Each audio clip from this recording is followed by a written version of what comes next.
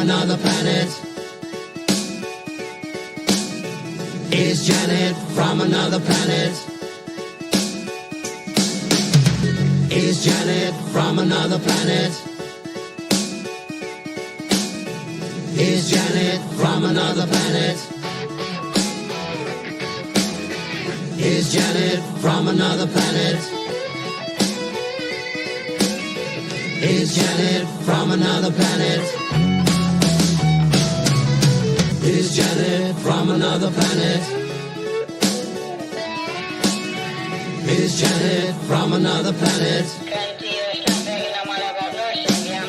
Is Janet from another planet? Is Janet from another planet? Is Janet from another planet? Is Janet from another planet? Is Janet from another planet? Is Janet from another planet? Is Janet from another planet? Is Janet from another planet?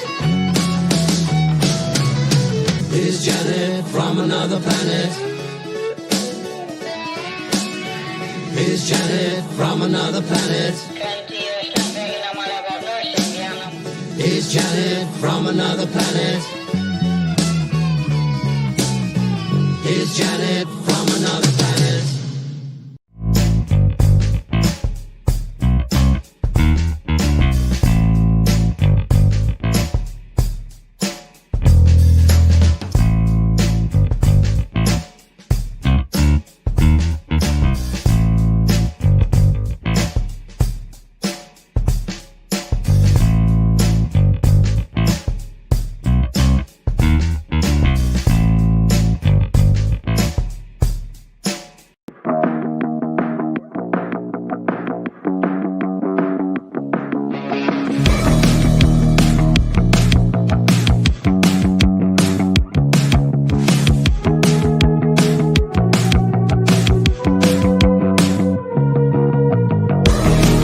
Today's digital landscape with the spread of false information can lead to dangerous outcomes. It's crucial for everyone to think critically and verify sources and reflect on the impact of what they share. Let's promote responsible communication to ensure that truth prevails and actions remain rooted in reality.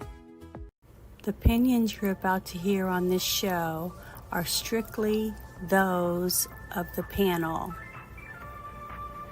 The following program is rated TV MA LSV. It contains strong language, sexual situations, and violence. It is intended only for mature audiences. Well, hello everyone. Welcome to the Friday Night Shit Show. I'm alone right now by myself again. I guess nobody wants to join me on the show, but oh well. A lot of people don't like to talk about politics, and I can understand that. It's tough when you're fighting for your rights, and the rights of the people that live with you or around you or in your state or in your country, right? But to me, it's important that people stay,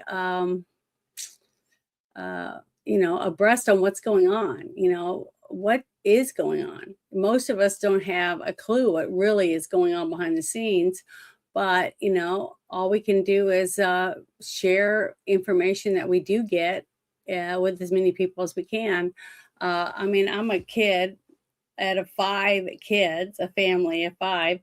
And honestly, I'm the only one out of the 5 that's really that interested in knowing what's going on. And when they hear about this, that, or the other happening, they're like, oh, shocked by it. I don't know. I just understand. I don't understand why more people aren't interested in knowing why gas is so expensive, or why people are missing, or why your schools are letting stupid stuff happen all the time, things like that. but I like to try to stay informed as much as I possibly can. But like I try to do on some of the shows that I have, is I try to start off with something fun, and funny. So I'm going to start off with this a funny prank phone call that I think is a good laugh before we start getting into what's really going on in the world around us. But this guy came across my timeline, and I really thought he was funny. He made me laugh, and I'm gonna play it for you. Everyone I know has gotten phone calls from mistakes. People have called your house a mistake, or people calling to try to sell you crap, or even trying to scam you, right? So I thought this was a good one to play. And hey, Bruce, hey, how are you? I'm not dead. Okay, well, that's good. I'm glad you're alive. Did you get to eat anything? I had some food. I had some sausage. Okay, well, that's good. I just got started, and I was going to play something funny, to, lighten it a little bit before we get going. And this guy was hilarious. Do you still want to do the videos, the video that I showed you? Or do you want the reaction? No, the round 2 for Buffalo Public Schools. Oh, I don't think I've seen it yet, have I? No, it was going to be a reaction video of how you took, because you watched the first one with me, right? Yeah. The first time you went out there and said there's 3 separate incidences where Buffalo Public Schools dropped the ball. Uh-huh. And one was a Okay, kidnapping. well, after I play this thing, you can bring it up and we'll watch it. Okay. Have right. you seen this guy? No, go ahead. Okay, well, he is doing a reverse thing. It's a prank, but he's doing it on someone that called his phone. So he just goes along with it, and it's hilarious how he explains what happens. And it really makes you think about, wow, maybe I should try something like that. So you never know. Make the best of a bad phone call or whatever. So I'm going to start it for everybody. Hopefully it's turned up. Yeah. Okay, here we go. Enjoy. Phone rings and you don't recognize the number. What do? Ignore it. Don't answer it. Not me. I like life. The other day, my cell phone rang 917. That's a New York number. I didn't know who it was. I picked it up anyway. I hit talk. I said, hello. Guy in the line goes, hey, Bruce, what's going on? My name's Jay, not Bruce. So I said, nothing much, man. What's going on with you? And he said, I'll tell you what's going on. I just got an email about the budget. It's supposed to be $15,000. Now it's $10,000. And I'd like to know what's up. I got excited in my chest. I grabbed the steering wheel. I was like, okay, focus. Your name is Bruce. There's a budget. It was $15,000. Now it's $10,000. No one's happy about it. That's all we know. That's all we know. So I just repeated back to him what he said to me. And I go, 10,000? It's supposed to be 15,000. He goes, yeah, I know. Well, I just got an email and now it's 10. I go, listen, man, I don't know what to tell you. I've been on the road all day. I haven't even seen it. And he goes, did you send this out? I give him some attitude to Bruce. I didn't like it. I said, listen, man, the budget was $15,000. We had a couple extra expenditures. It went up to $16,200. I reworked it, got it down to $14,700. I had $300 to play with, so I called it 15 and I sent it out. And he goes, yeah, well, now it's 10, man. And I was like, oh my God, that worked. That worked. Phase 1 complete. Phase 1 complete. Like now I'm in the door. I have a 401k. I was at the Christmas party, okay? So he goes, did Larry okay this? I go, listen, man, I took the budget to Larry. Larry said it looked fine, but I knew it was my ass on the line, so I ran it by Jennifer, just in case, just to double check. Jennifer said it looked good. I sent it out. He goes, yeah, well, now it's 10, man. And I realized this guy has no idea what's going on over there. He hasn't talked to Larry. I know he hasn't talked to Bruce. He doesn't even recognize my voice. I know he didn't talk to Jennifer. I just made her up. So he goes, listen, man, what are we going to do about this? And I go, listen, I'm on the road right now. I haven't even seen the email. Why don't you give Larry a call, check in with him, see what he says, call me back. Just praying he will, because that return phone call was going to be amazing. And he goes, you know what? Why don't wait till you get home, you check the email, you call Larry, you call me back. And I go, nah, bro. Larry knows way more about this than I do. Give him a call, call me back. He goes, okay, hangs up the phone. To which I explode with euphoria. Because there's a small business in New York that is crumbling to the ground over $5,000, and nobody can find Jennifer. They're looking. I get home, I'm so excited, I take out my cell phone, I'm like, you know what, I'm gonna save that guy's number, give him a call in a couple days, touch base, you know what I mean, check in.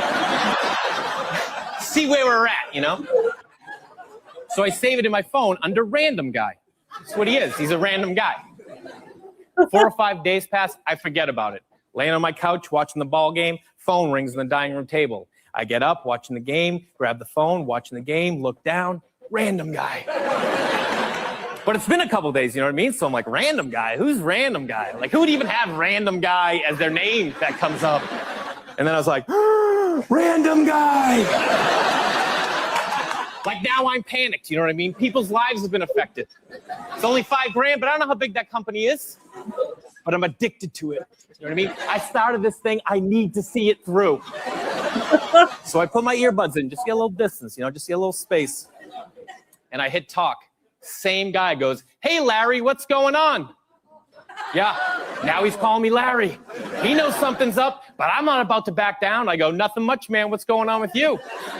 And he goes, well, I got us on conference call with Janelle and Marie. And I was like, okay, here we go. Here we go. This is why we play the game, you guys. This is why we play the game.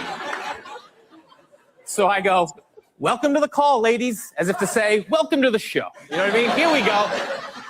Marie takes the lead. She goes, hey, Larry, what time is it where you are? I live in LA. They're in New York. It's 5:30. So I go, 8:30. It's 8:30. She goes, really, what's the weather like? And I was like, oh, weather's nice. Weather's nice. She goes, you know, this doesn't sound like Larry. And I go, oh, yeah? Who's it sound like? And a random guy chirps him from the back, and he goes, sounds like Bruce! Sounds like Bruce! Like he's going to blow this case wide open. And I go, listen, guys, this isn't Larry, and it isn't Bruce. And Marie goes, who is this? I said, I'm just some guy who had nothing better to do than to mess with you guys. And Marie got pissed. She was not happy. She goes, you understand we're trying to run a business over here? And I was like, yeah, well, I got that from the budget. I just figured it was a business thing. And she goes, what do you think? This is some kind of joke? And I was like, oh, a little bit. Thought it's pretty funny. That's pretty funny. And she goes, let me ask you something. And I go, no, you let me ask you something. And she goes, what? And I go, where we at with the budget? I just thought it was so funny. You had never heard of him before? Never. First time. I just thought it was funny because I have heard many people that have gotten prank phone calls and, you know, they get on, you know what I mean? But never that elaborate. So I thought it was funny. I thought it would be a good icebreaker. But what's the video you want to play? Well, I got 2 videos, but one of them is 15 minutes and the other is like an hour and a half. Well, we can't do the hour and a half one. Oh, never mind. We'll never know what happened at Buffalo Public Schools then. We'll have to do it live, like before the show tomorrow, before the game. Because I got a whole bunch of stuff to bring up for tonight. So I even wore this shirt so I could do some of the stuff. You see my shirt? I see it. You look cute. Thanks. It's not a big. Now. I was cold earlier. It's not a big fluffy hoodie, but it'll do. Well, okay. Well, it's too hot for that. I just put this jacket on because I was a little bit cold because I got a little bit of a sunburn. Where are you at? It's too I was at hot. the gym. You know, right now it's like 66 degrees here. I don't know what the temperature is right now here. but it was cold this morning. It's like just weird. One day it's warm, one day it's cold. One day it's cold, one day it's warm. But yeah, it's interesting. So, but so you don't want to do the 15-minute one? I'm getting it tuned up right now. Okay, all right. Let's say we do the fun stuff before we get into the. Well, there's some good stuff that we were going to talk about too. That's happened. So, but Habitual line crosser. Let me know when you're ready.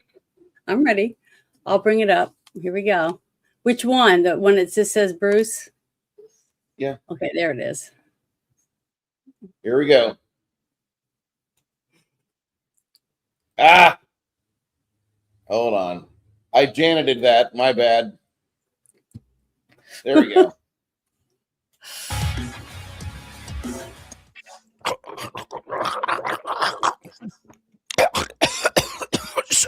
Shoots, brother. The water getting deep over here. Oh, would you look at that? We found another one that HLC can't fucking do. Also, why am I so pale?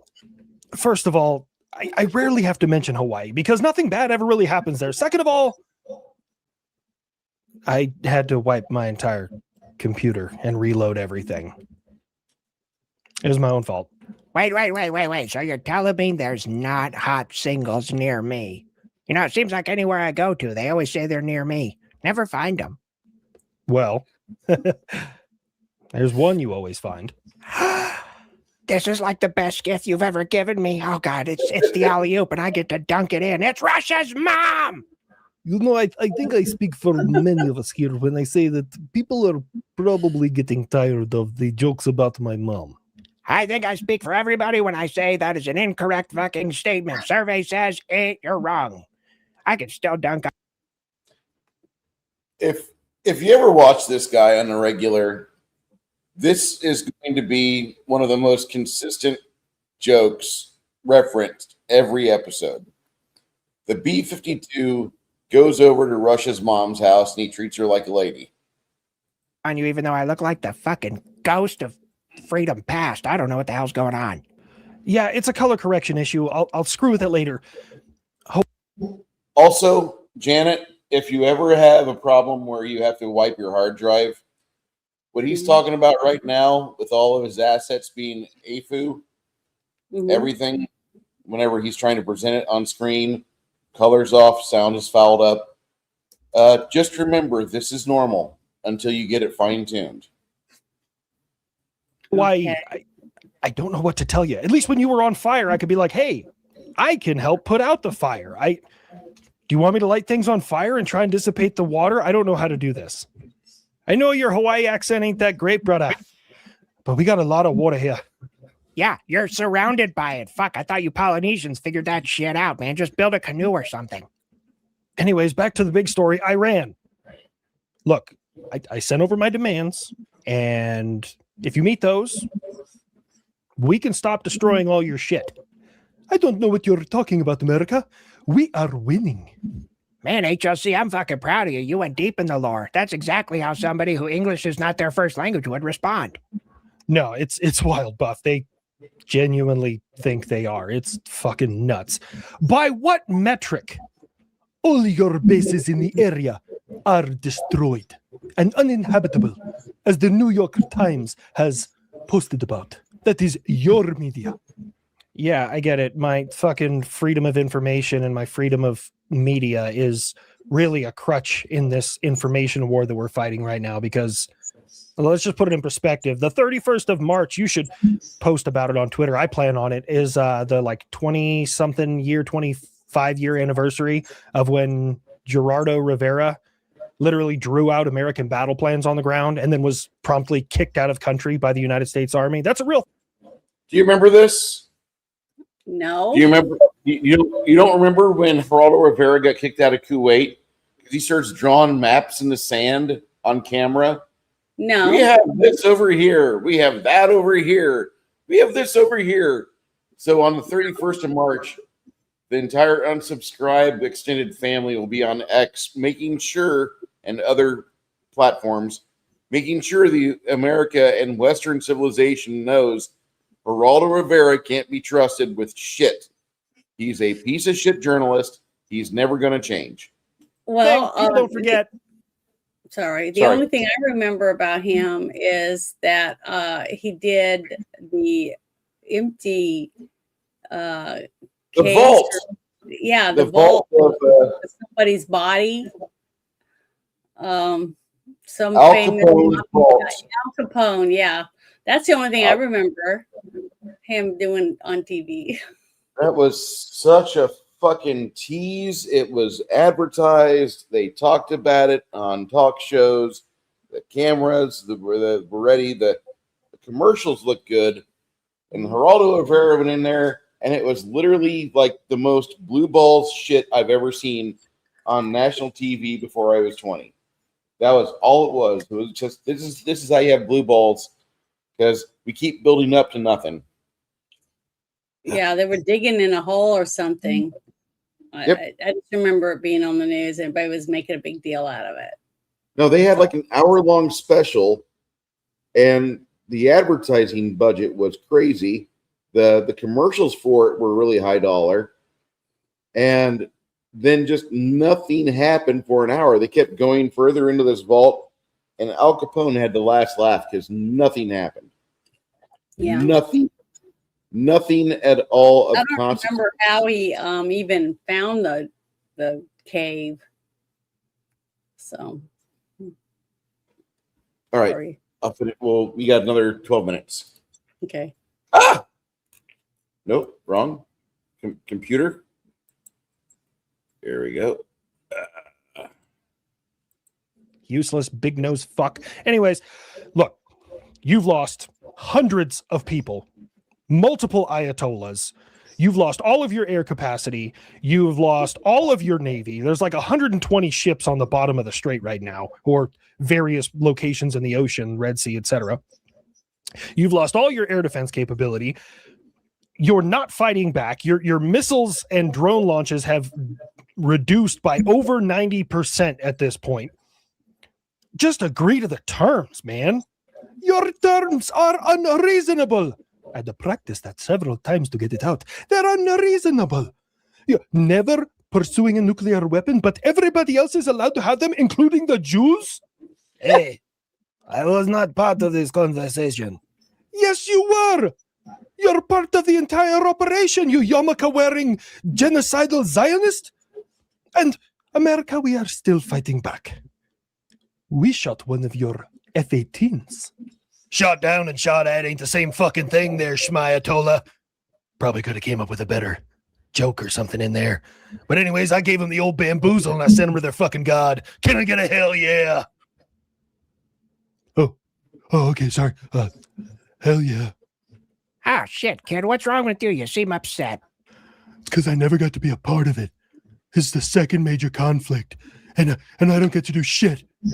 I got war cucked in Venezuela. At least I was here for this one. But other planes couldn't get off the ground because they suck. And I get nothing. I don't get to do shit. Ah, kid, everyone's job is important. Think about it, like cooks in the military. People don't think of that job very often, but you really have to feed people. So, I mean, they're as much a part of the war effort as everybody else. But I wasn't designed to be a cook. I was designed to be a weapon of war. Well, I tried. You shit all over my analogy. I guess maybe get a foam finger and stand on the side and say Grandpa Buff is number one, because I'm stacking them fuckers up. Will you two stop? Anyways, Iran, I don't think that any of my requests are unreasonable, okay? I mean, really, just don't have nuclear weapons, turn the country back over to their people. I mean, my goal is to stabilize the region, stabilize shipping, and everyone's happy. And what about the one that said you need to have a room reserved, a penthouse at all times, so that a plane can share it with Russia's mom whenever he needs? Buff! I'm trying to pursue peace here. And you think I'm not? Shit, give me what I want or I get to keep killing people. Oh, shit, that's like two of the best things in the world. We have all the talking power right now. Be like, give me all your oil, or we're going to just keep blasting the turbines off of you fuckers. You know, I hate to say it, but the war machine actually has a point. I mean, I really can ask for whatever I want, and either that or I have to keep hemorrhaging money, destroying everything you have. This is getting out of line. My fucking mother? Yes, she's a nice lady and deserves to be treated right. And I hear Tehran is not. No, actually, I didn't hear it's nice this time of year. I hear it's nice. Fuck, it's really never nice. Look, I've been in the Middle East a lot over the last 20 years, and to this day, I have no idea who the fuck was cruising across the desert and their camel was like, yeah, this is nice. I want to stay here. Fucking weirdos, man. But anyways, Iran bombings will continue until freedom improves.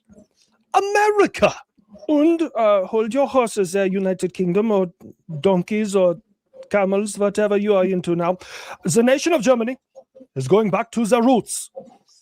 We realized that the rampant refugees, put that in quotations, coming into our country are not really participating in doing good things for Germany. So for the next 100 days, we will be participating in the largest deportations in our country's history.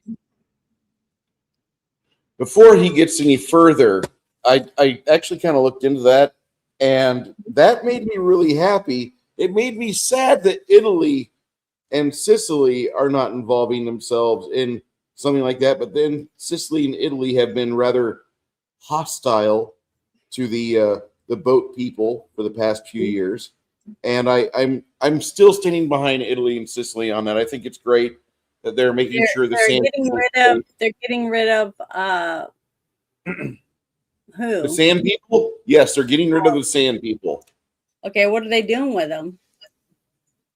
It doesn't matter. You don't have to go home. Are they sending them back to where they came from? Like Yes. we're trying to do with this with the Yes. people from the south border? Yeah, they're trying to get everybody deported back to their country of origin.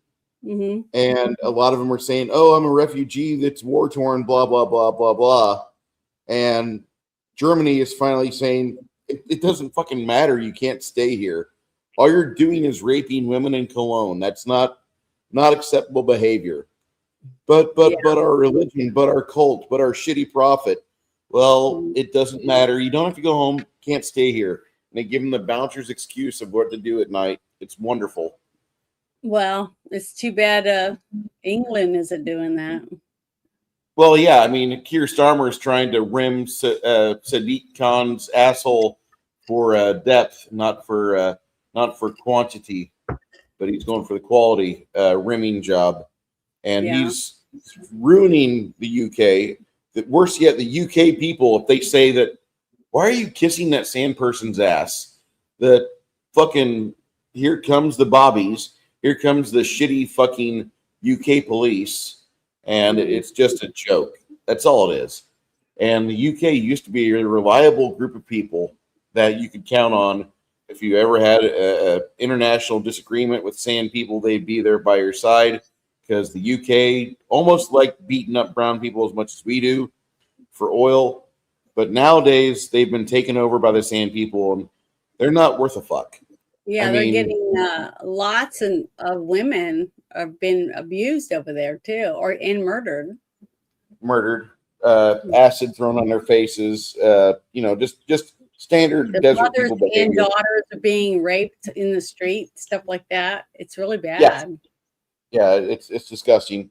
But this is why you don't invite the third world, because then you become the third world. And I know that sounds really harsh, and somebody's feelings might get hurt. Fuck you.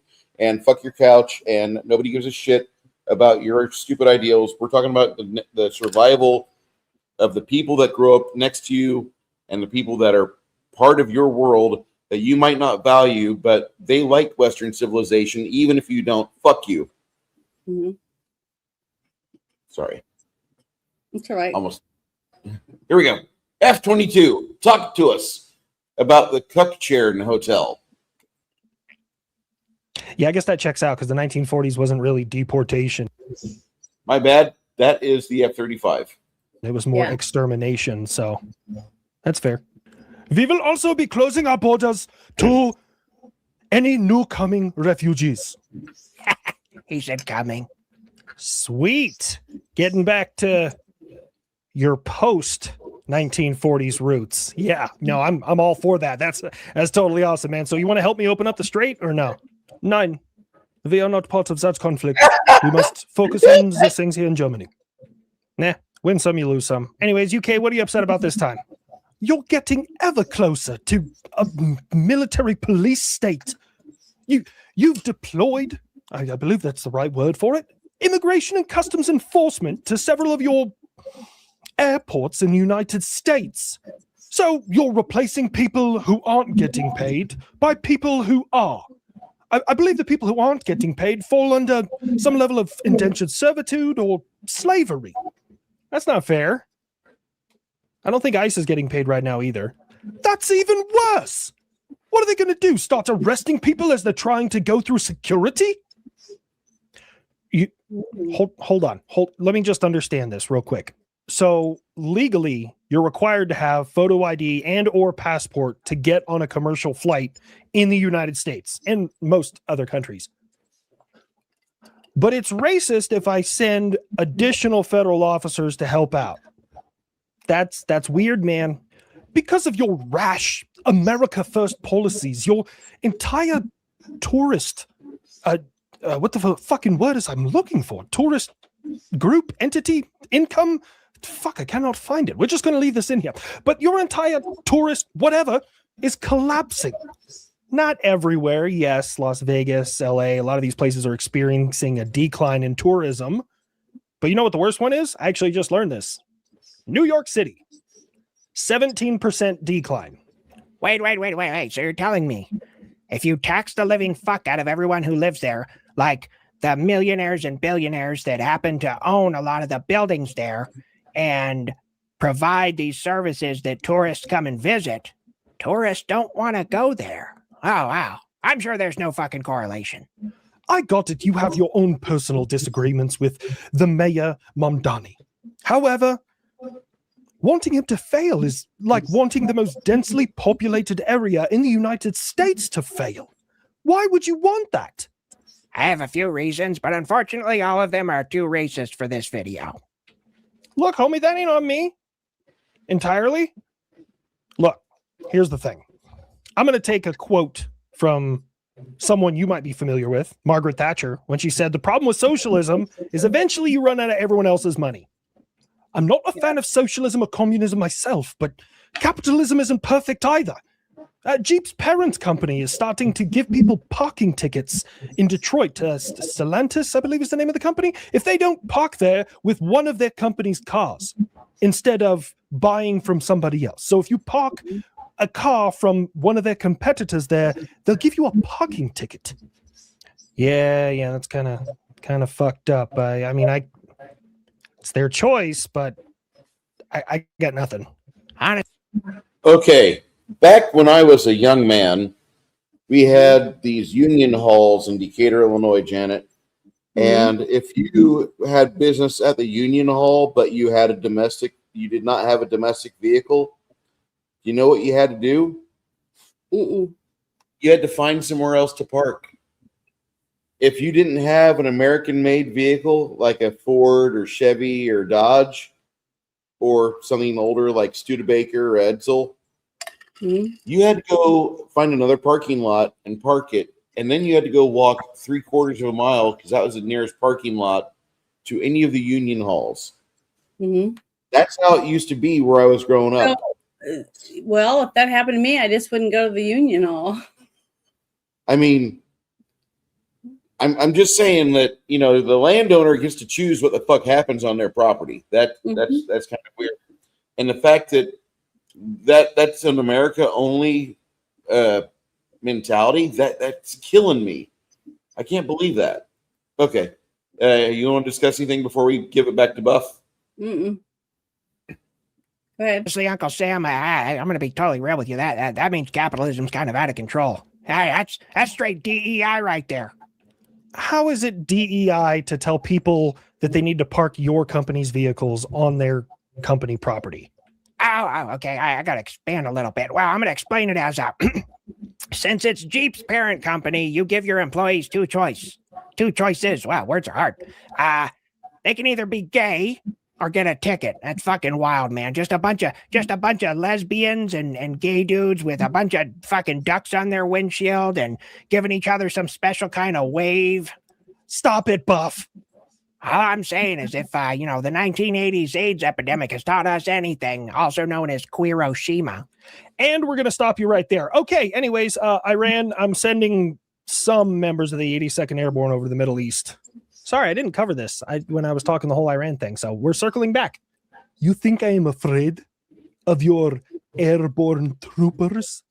No, that would require an intelligent, calculated understanding of the combat capabilities of that organization. You, on the other hand, are far too inbred and or share DNA with goats to potentially understand the gravity of said statement. Did the nerd just dunk on Iran? Yeah. Oh, man, he went full fucking auto, man. Holy shit. He called him retarded. He called him gay. Called him inbred. Called... Shit, they sleep with goats. Holy shit. That was the best rapid fire I've ever seen. Charming. And now we're finding out that Cesar Chavez, who was all about civil rights, was possibly a Oh, shit! Yeah, bad stuff. I don't think it overshadows like the positive things that he did, but it's still not good. Gosh, man.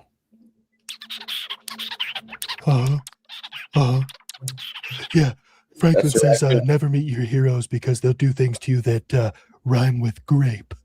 Yeah, even I don't do that. Now, I may be a murderous war machine that's 70 years old, but consent is sexy, baby. There are good things in the news. Sort of. Good for me, not really good for anybody else. Lock Dog, tell him. So we started noticing how simple concealment has gotten of high yield systems. So we put a Grizzly launcher inside of a 10 by 10 foot storage container. They can fire either Hellfires or JAGMs, Joint Air Ground Missiles. And they have onboard seekers so they can find their own targets. Oh man, it's cool. You guys really should see it. It's awesome. What in the bloody hell for? I mean, I don't know. Yet, war stuff.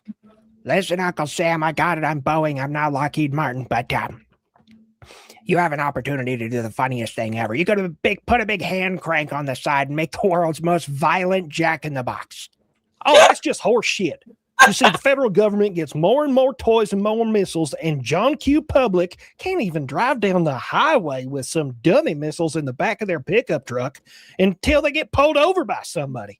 It's fucking fascism, I tell you that much. Florida, did someone get pulled over down there having missiles in the back of their truck? I plead the 5th and the 19th.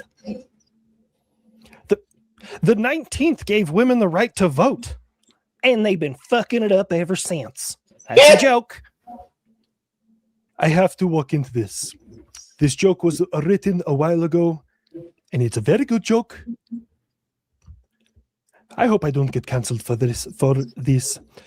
America, let me ask you a question. Let's say I follow all of your rules, all your demands, and then you are in control over here, and your favorite little lapdog, Israel, turns against you. Oh, that's easy. You see, we have a large population of Jewish kryptonite here in the United States. Yeah, we'll just send all the African Americans over there to fight them. They're immune to credit damage. Buff! What? Look at sitting over the African Americans over there. They're immune to credit damage. It's one of my favorite fucking zingers. Yeah. Well, I'm So glad, that- glad you enjoyed it. That's if you want to know what's going on with the world and military, if you actually just watch his videos, you get everything in 15 minutes, and it's distilled down to where you can have punchlines and you still have an idea what the fuck's going on. Unlike CNN or Fox or Ground News. Well, that was good. So, do you have any other comments you want to say about it? The whole video? Shadow, I'm going to go through the chat for a second, working backwards. Shadow and Okay. Son, There's a guy called Habitual Line Crosser, and all he does is he puts eyes and a mouth on top of shit on the map or pictures of weaponry and aircraft. Habitual Line Crosser. I'll put it in your Discord at some point, but there's a whole backstory to each of the characters that's working into every one of his videos, and it's funny as shit. And I hope you enjoy it. The B-52 is probably the best character in the whole show. Lloyd Christmas is crying earlier. Hardwick said something about he's worried about. Go ahead. I think he was just kidding. Oh. If Trump makes any deal that allows the current Iranian regime to remain in power, the regime will brutally crack down on opposition, even worse than what they did in January. That's a very big possibility, which is why I'd love to see the current regime to be gathering flies before they're set afire. And I like that idea. I don't see that happening because none of those imams or whatever are going to do that. Well, I mean, then it's get rid of Islam. I mean, this is where you throw out the bathwater and the baby. Fuck it, have another baby later. There's no reason to keep. They're just not going to agree with any of this stuff. Well, that's fine. That's okay. Unless the prince comes back to rule, then you might have something. But with any of these people that they have picked, it's not gonna. Nothing's gonna change. Let's just get one thing out of the way. The Middle East is a shithole. Every bit of it is a shithole. There are some people that think they're better than others. There's like a tier list in their mind where I'm an A tier, Syria is a C tier, Tunisia's F tier, whatever the shit. None of those people matter because none of those people have ever contributed anything, and neither of their ancestors. All they ever did was eventually make it to other countries and blow shit up in the middle of a market or discotheque, and that's it. That's all that entire region is good for. Fuck the Middle East. I just let it go. Let's put up a protective wall around it. Let them have an Iron Dome where they can throw rockets and missiles at each other, and we'll just worry about that shit when it clears. The good Jews already left. That's Jesus. The good Jews already left, the ones that follow Jesus. The remaining things that have stayed there are pieces of shit Arabs, Turks, and smelly people that contribute nothing to your life but misery and decay and cause Fox News to sell millions of dollars of advertising every month. And that's it. Well, that's your point of view, and I understand it. I mean, I understand where you're coming from. But the thing is, as long as the people in charge are the same people in charge right now, I don't see them coming to any, hey, let's work this out. It's not going to happen. I just don't want to give up. They want to give up, women having no rights, marrying 9-year-old girls. Since you brought that up, I'll just go ahead and play this one thing. So let me open it real quick. Let's see. I was going to save it, but I'm going to go ahead and do it now. Here we go. It leads right into this. This is something I wanted to share with everybody. So here we go. Make sure it's turned up. This is the kind of stuff that's going on over there. And this is why I don't think that they're going to ever agree to any of it. My father has sold me because we don't have bread, rice, and flour. He has sold me to an old man.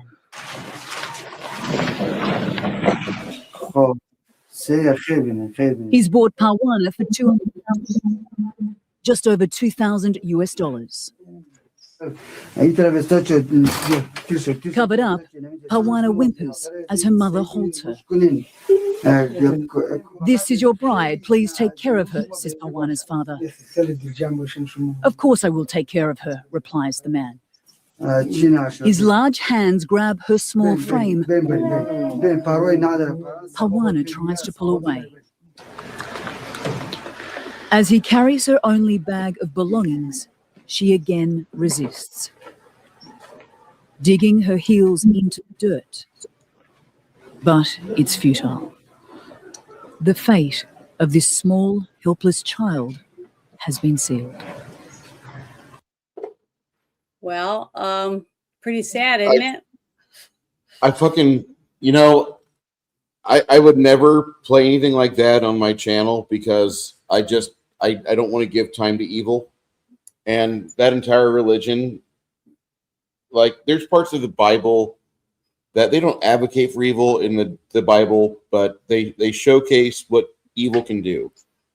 Mm-hmm. And then you have an entire religion called Islam, which is just fucking evil from start to finish because it was born out of envy and hatred between two brothers, one of them being successful and blessed by God, and the other one being a little cunt. And that's Isaac and Ishmael. And ever since then, the shittiness has continued in the Middle East. And instead of them being able to learn from their differences, no, they've just driven themselves apart further. But see, what's sickening about this whole thing, I want to interrupt for a second, is the fact that we have people right here in the United States that are not Muslims that think that children that young should be able to choose whether or not they want to have a relationship with an adult.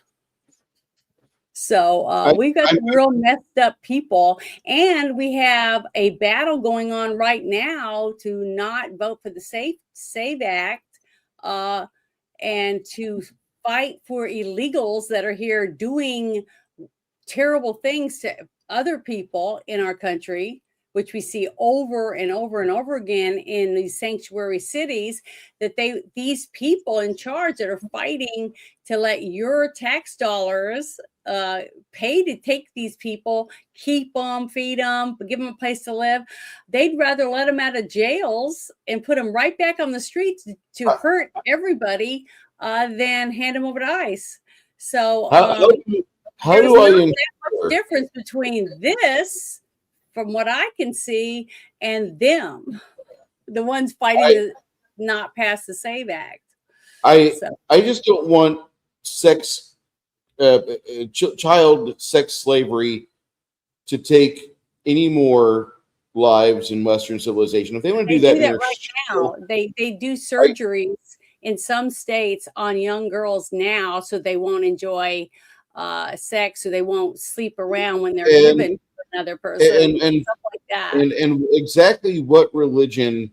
This religion right here that we just looked at. So why are we not supporting the fuck out of it and saying? How many mosques does Texas have right now? I wonder. Too fucking many. I haven't started my job. Over 300 mosques in Texas, and Texas is supposed to be the reddest state in the country. No, that's Montana. Bad. We're being overrun. No, my bad. It's Oklahoma. You have mayors and you have young people that willingly voted for a mayor that thinks this kind of stuff is normal, that you should be doing it. And they pray. They have all these mosques, yet they pray in the streets and play their music over the intercoms out for everyone. But yet, if I was to go out and pray in the street as a Christian and play my music, I'd probably be arrested. And that's in the United States of America. So what do you guys want? I mean, do you want this to be pushed in your face? Yeah, I can see a lot of men. That's why they recruit a lot of Muslim men to join them, become Muslims in prisons, because how fun is that to be able to have all the women you want and treat them like dirt? You don't have to treat them with respect because they're not worth anything, right, to them. And they can have kids. I mean, that's what's so sickening about this whole thing. And we're just handing them over. We're just handing our children over to these people. You know what? If I fucking do a war against goddamn Middle East and we blow up everything in the Middle East, there's going to be a pile of women that do nothing but nag. Oh my God, you blew up those people. You blew up those people in their backwards ass religion. You did this, you did that. My fucking God, I want a peaceful fucking life. Either give me the chance to have a peaceful fucking life, or let me be a hateful bigot when I see stupidity being brought into the 21st century and be able to call out evil when I see it. If I'm not allowed to be like, what the fuck are you cutting your daughter's clitoris for? If I'm not allowed to say that, then why in the fuck do I give a shit about anything anyone else has to say? That is the entire problem I have with the modern media today. Either I'm allowed to fucking voice my opinion, as unfucking healthy as it might be to shitty advertisers, cunty AI, and stupid fucking liberals, or instead I will just remain silent and paint my miniatures and not give a shit if the rest of the state turns fucking stupid green, because that's Muhammad's favorite color and we should be respected. Fuck Islam! Yeah, I can understand. A lot of people feel the same way. And but the thing is, if nobody talks about it, there's so many people don't even know that it's even happening. That's the sad truth. You know what I mean? And I was shocked that this was even done by CNN. You know what I mean? At least this angle of it. You know, I was surprised by that.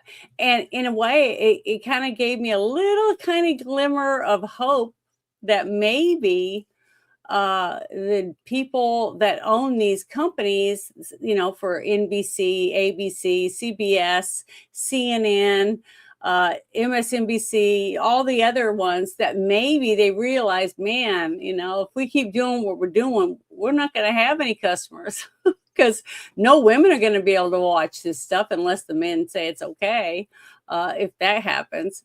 But hopefully it won't. I don't see it happening in some areas, but it doesn't matter if it's happening in any area in the United States of America, when we're supposed to have the Constitution to keep this kind of stuff from happening.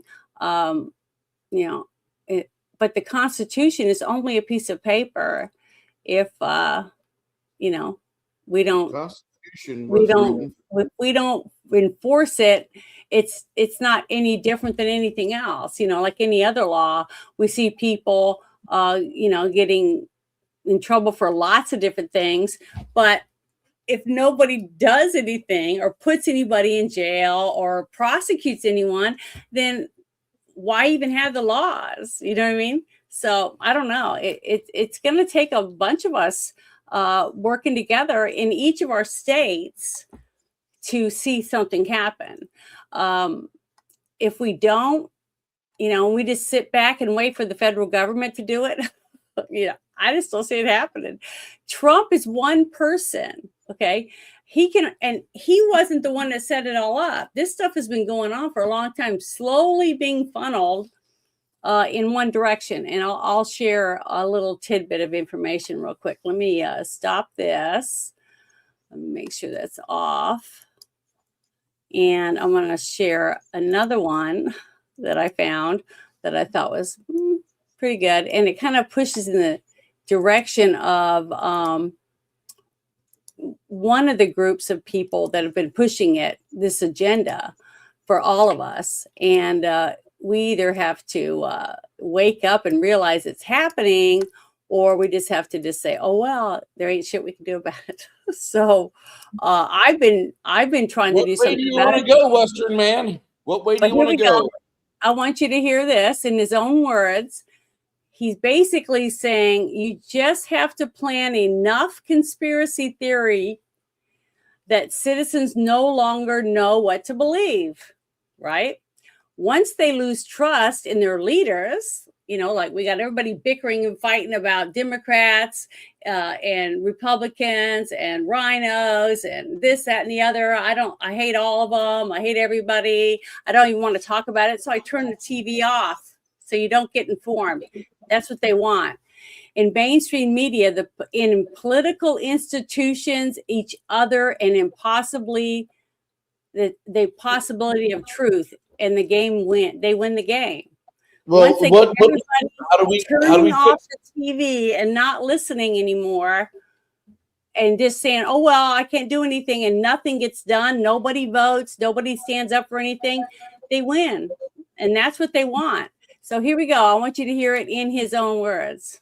You just have to flood a country's public square with enough raw sewage. You just have to raise enough questions, spread enough dirt, plant enough conspiracy theorizing that citizens no longer know what to believe. Once they lose trust in their leaders, in mainstream media, in political institutions, in each other, in the possibility of truth, the game's won. You just have to. So I'm a bad guy for having the thoughts I've got. So what? You're the bad guy for what?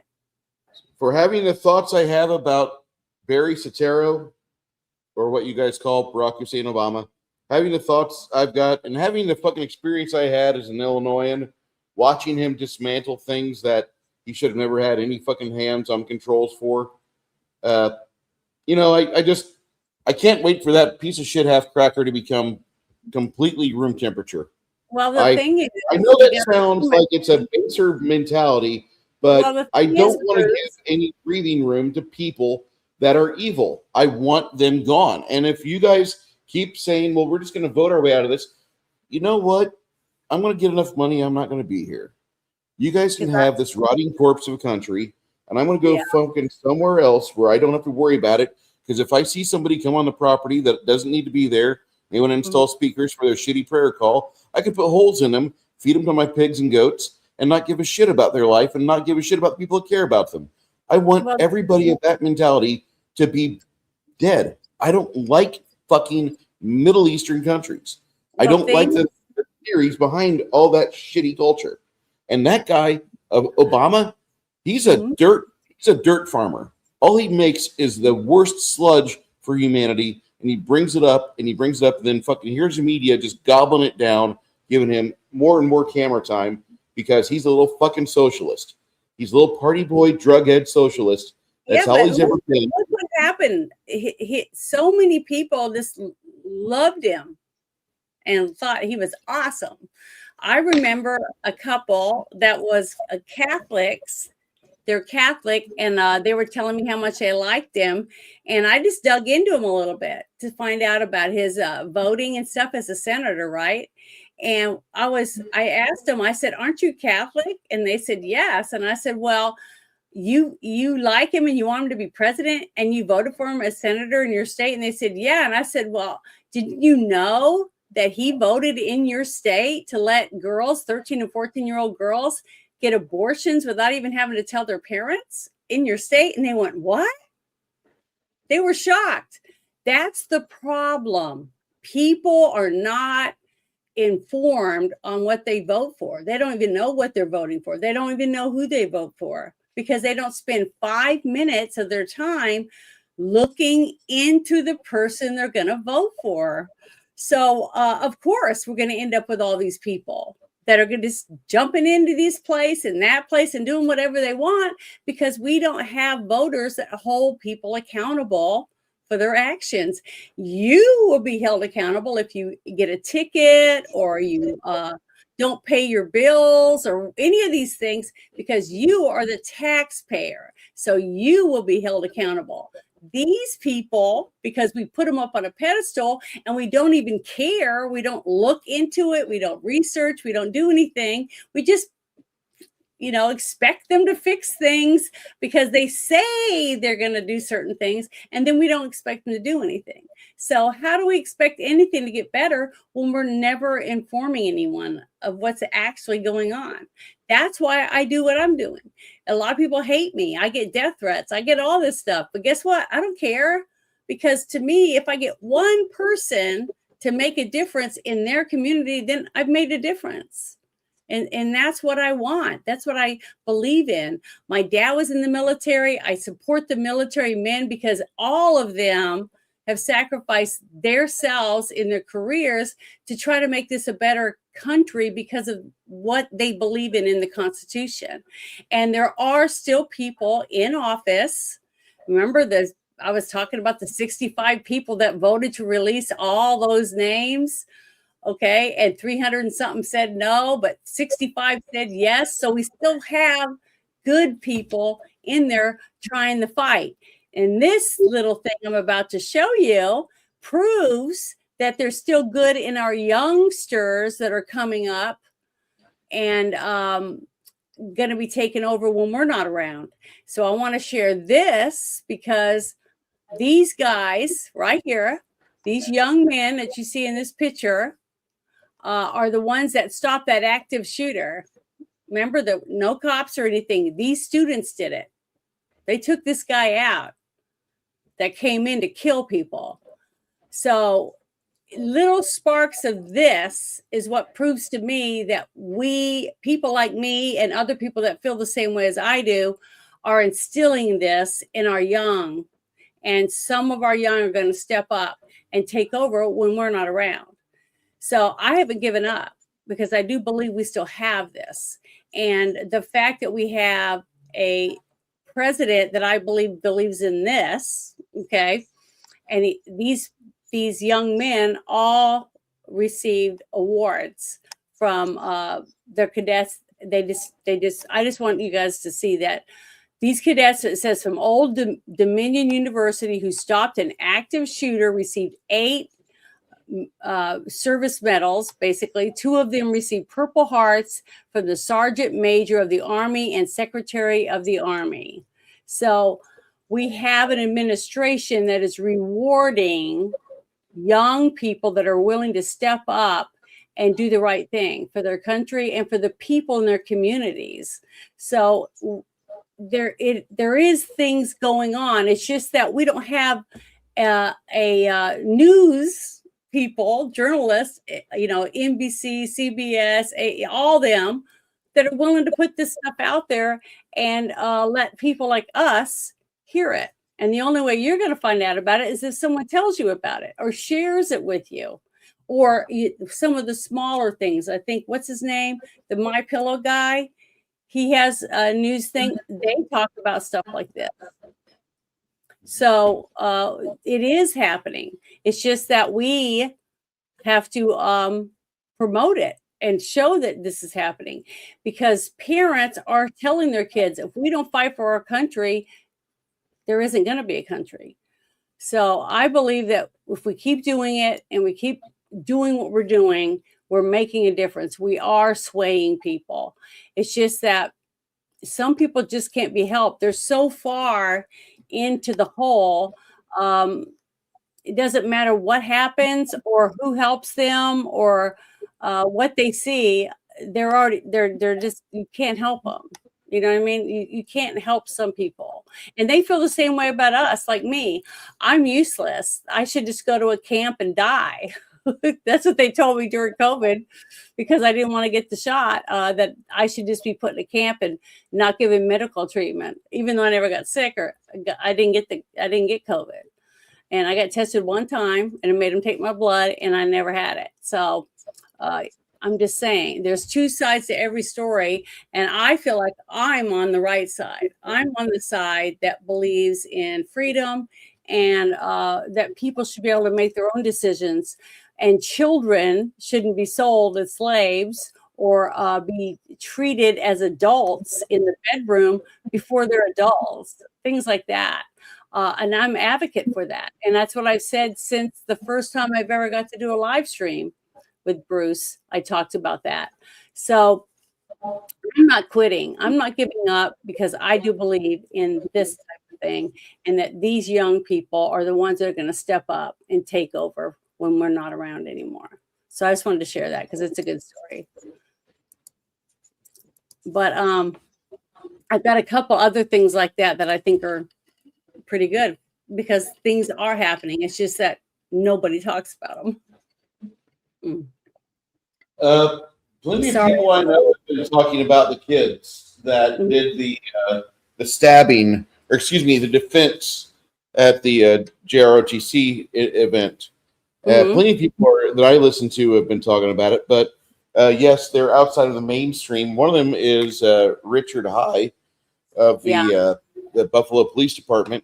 He just put out a video earlier today talking about the young kids, and then he was screaming at the child that, or the young boy that did the majority of it, of the Brave action. They're like, please promote him ahead of his peers. Please promote him on the fast track because he showed initiative. He showed willingness to suffer injury at the expense of others' health. There's so many good things we could take out of this event, other than the fact that, you know, another one of these barbarians from the Middle East is gone, or one of these idiots that follow crappy Middle Eastern ideas is gone. And we really do need to look deeper at why our media does not celebrate things of that nature. I don't know why the news does that. And so I do. I've talked about it a million times. The Smith-Mundt Act, Act that Obama signed lets the media not have to be honest. So with that in mind, Janet, there's a reason why I financially choke mainstream media from my existence. I don't listen to any CNN. I don't get on Fox News's website. I don't give a shit. I don't give a shit about what they think or what they have to say or what their financiers think. I do a lot of my own investigative news searching. I will do what I can to propagate and hold up people that actually do deliver the news, like the Next News Network. I honestly feel that if everybody did that and they cut their fucking cable bill, they said, fuck you, you're done. No more cable bill, no more free money for ESPN and Disney. Suck a dick. If they would do that, just get internet only and do what they could to make sure that they financially isolate and extract as much of that parasitic activity from their lives, I think the world would be a lot better. But then again, I'm also talking about you people that you guys would rather drive an automatic vehicle down the goddamn highway than put up with having to clutch through everything. God damn it, you fuckers are so fucking lazy. Well, I know how to drive a stick, so I won't be stuck stranded on the road when when all those are gone. But yeah, I agree with you on a lot of that stuff. But the thing is, all of us have to do our part to make sure that we keep doing what we're doing. Just like you, I don't watch any of these news people. You know, I don't watch a lot of these things. I barely watch television. I get most of my stuff from YouTube and Rumble and X and different places like that. And that's where I get my entertainment. You know, this is my social life right here. So some people could say, hey, man, she's pitiful or, you know, whatever. But the thing is that I do talk to real people, you know, and I share this kind of stuff at the gym or with my sisters or when I go to the store or different things that I'm doing. Or you like my trip I took, we talked about a lot of these things. But the thing is that I'm not afraid to, you know what I mean? I'm not afraid to talk about it. I don't care if people like me because of my point of view. That's fine. They don't have to like me. You know, I'm just not squeamish about that. I'm not ashamed to say, you know, I voted for Trump. You know, I'm not.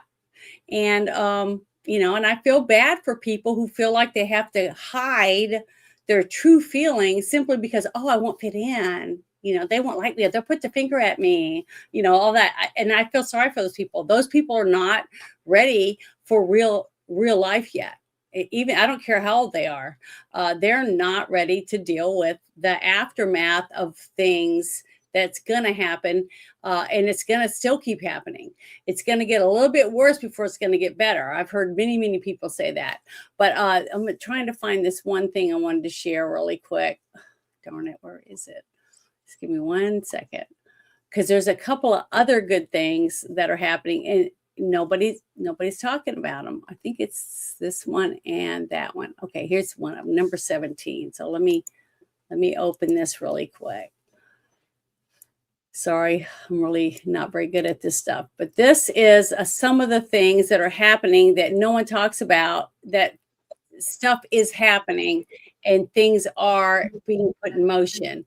It's just that we have to have people enforce it. And hopefully, you know, it will happen. But if people don't know about it, then nothing will happen, because nothing changes if nobody makes any changes. You know what I mean? If nobody gets off their ass and makes the first steps towards getting rid of something or adding something, nothing will ever be different. But I thought this was pretty interesting. It says Virginia is allowing 22-year-old grown men, illegal migrants who don't speak English, to enroll in public high school with your 14 and 15-year-old daughters and sons. Mind you, American kids get booted at 20. If you're 20, they won't let you go back to school unless you're an illegal. You know, this one of these people. Illegals can stay until 22 free of charge, thanks to Virginia Code 22-1-5D. It says that this is exactly why 19-year-old illegal from Salvador who was enrolled at Fairfax High School is now charged with groping multiple teenage girls in hallways. It's not compassion. It's putting American children in danger. And the reason I wanted to bring this up is because it is getting put on the news, because Fox News is talking about it. The thing is, if nobody listens to it and talks about it and shares it with others, then nobody knows about it. So that's why I like doing this. A lot of people hate politics. They don't want to talk about it because they get angry or whatever. But the thing is, I am angry. I get very angry about it. And that's one reason why I don't care if I have 2 people watch me. I'm still going to do it because I'm making an effort. I'm doing something. I'm putting my money where my mouth is. That people say, nobody does anything. Voting our way out isn't going to work. This ain't going to work. That's not going to work. The thing is, I'm doing something. I'm trying to inform people. And guess what? I work the polls, and I'll sign up for jury duty. You know, I do stuff. I do get involved because I have kids. I have daughters. And believe me, there's a lot of things that I don't want here, not just for myself, but for anyone's daughters or anyone's sons that has to go through some of these things. Because it's not just girls that this bad shit happens to. And I'm not saying it's going to happen to everyone, but the chances get bigger and bigger if we do nothing. So I think this is great. I'm going to play this for you because this is something that you should tell people. Why is it that you and I, are paying to let people keep going to school to learn how to speak English, right? When we won't even do it for our own Americans. You know, the kid that for whatever reason didn't get to finish school or just had a bad life and didn't study the way they should have and wants to go back to school. Why shouldn't we help him? If he's an American citizen, they say, fuck you, which I think is fucked up. And that's why I'm talking about it. So here we go. I'm going to play this for you. A Virginia mom is speaking out over a statewide policy that allowed for a 19-year-old illegal immigrant from El Salvador to be a student at her daughter's high school, where he is now accused of groping girls in the hallways between classes. Israel Flores Ortiz entered the country illegally 2 years ago under Joe Biden. And even though he's 19 years old, which is older than the average high school graduate, he was still enrolled as a student. And in the state of Virginia, that is completely legal. Virginia public schools have a policy for students from other countries. And that policy reads in part, quote, if an English learner student is enrolled in a Virginia public school and turns 22 during that school year, that student may continue through the end of that school year. Now, to put that into perspective, high school freshmen are typically between the ages of 14 and 15. So theoretically, this man could have stayed in the Virginia public school system until he was 22 years old, with people almost... Janet, can you pause it?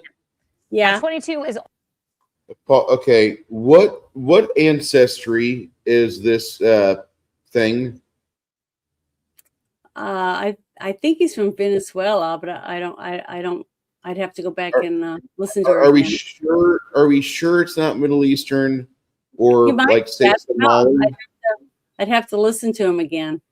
Okay, because something that can't graduate high school by the age of 20, we used to call that retarded. Well, it's because they don't speak English. That's not my problem. I know, but this is something I've said before. Down where my dad lives, the neighbors next door to him, all the adults, none of them speak English. All the kids are going to school, so they speak English, some English, but not really real well because their parents, none of them speak English. But the thing is, they live in a house and they go to work at the chicken plant and they can't speak English. Just think about that. And nobody's saying, hey, if you want to work here, you have to take a class to learn how to speak English. They couldn't fill out the paperwork because they can't read. See, that's what I'm saying. We are just like all these people, these truckers. Remember, we've done a couple shows about the truckers that can't even read the road signs, yet they have a license to drive a huge truck that can kill tons of people going down the road. And until we stop it or be airing it and talking about it, a lot of people are now being pulled over and they're asked right then and there, can you see this? Can you read this? And if they can't, guess what? They're taking away their license, taking away their truck, and most of them are being deported after that. But it's sad that it got this bad. And guess what? One of the worst states is California, giving out these licenses. So, but it is happening. And that's what I'm trying to say, is that because of this kind of stuff, reports like this, more and more people are learning about it and then saying, we don't want those people on the road. We don't want them to risk killing my family. Now, the people that gave the license in California, they don't give a shit because it isn't going to be there. They're leaving California and driving their haul and stuff out of their state and killing people in other states and running people off the road and doing damage to roads and whatever else and other people's vehicles. But they don't have to deal with it because they're getting their money in their state. So they don't care. And that's the problem. And those people should be punished too. Anyone who gives a license to someone that they know cannot speak English and couldn't even have filled out the stuff to take the test should also be arrested and be put through court and fined or put in jail or whatever the laws are. But until we do something, nothing is going to happen. It's just like telling your kid, no, I don't want you smoking and I don't want you skipping school. But then when you catch them, you just go, oh, well, try not to do it again. Be a fucking parent, do what you're supposed to keep your kid from getting in trouble. Ground them, take their phones away. Don't let them drive. Whatever you have to do, be a parent to your kid, because they need a parent so that they can one day be an adult and take care of themselves. Because what if you get hit by a bus tomorrow? Who's going to take care of your kid? They can't cook. They can't do anything because you did nothing to teach them how to survive out on their own. Our parents are failing our kids because we're not teaching them to be adults and what they're going to do when they grow up. Can they read? Can they write? Can they do arithmetic? Can they wash clothes? Can they cook for themselves? All these things, what our parents did for us, we're supposed to be doing for our kids, but yet we're just saying, well, it's just too much work. Well, I don't know. We're pussyfying our children. Girls should know how to change a tire on a car in case they're driving down the road and they get a flat. Are they going to stand around and just wait for someone to come and wait on them? That's ridiculous. There's so many things that we could do to help our children help themselves. Yet so many people choose not to do it. I just don't understand it, but it's ridiculous. But I wanted to share that because this was on TV, something's changing. See, and that's what I'm talking about. People are seeing it, getting upset and taking action. They're pushing something so that it does, stop. And here's the next thing I wanted to share really quick. This is a good thing. I was really happy when I read this. I think it's number 17. Hold on, let me look. James. I think it's this one. No, it's the wrong one. Sorry, I'm so bad at doing this and being able to see. Maybe that's the wrong one. Maybe it's number 10. This is where I need you to do part of capitalism. That way you can pay your daughter to be a producer and have her click the links for you. And She then doesn't want to do this. She went to school. She is a surgical nurse for a oral surgeon, and she likes it. She was a paramedic first, and that's what she does, and she enjoys it. I was just saying, like, or it doesn't for your daughter, but get a producer or get like your own version of like. If I ever make money, I'd be happy to hire someone to help me. But I know. It's not gonna happen. But that's why I'm doing the best I can. I don't know how I lose stuff. It sucks. Maybe Well, it's really weird because. Yeah, here it is. I found it. Take Sorry. care of lawyer business. Okay, it says the Supreme Court just ruled parents are allowed to opt out their children from being indoctrinated by the LGBTQ propaganda.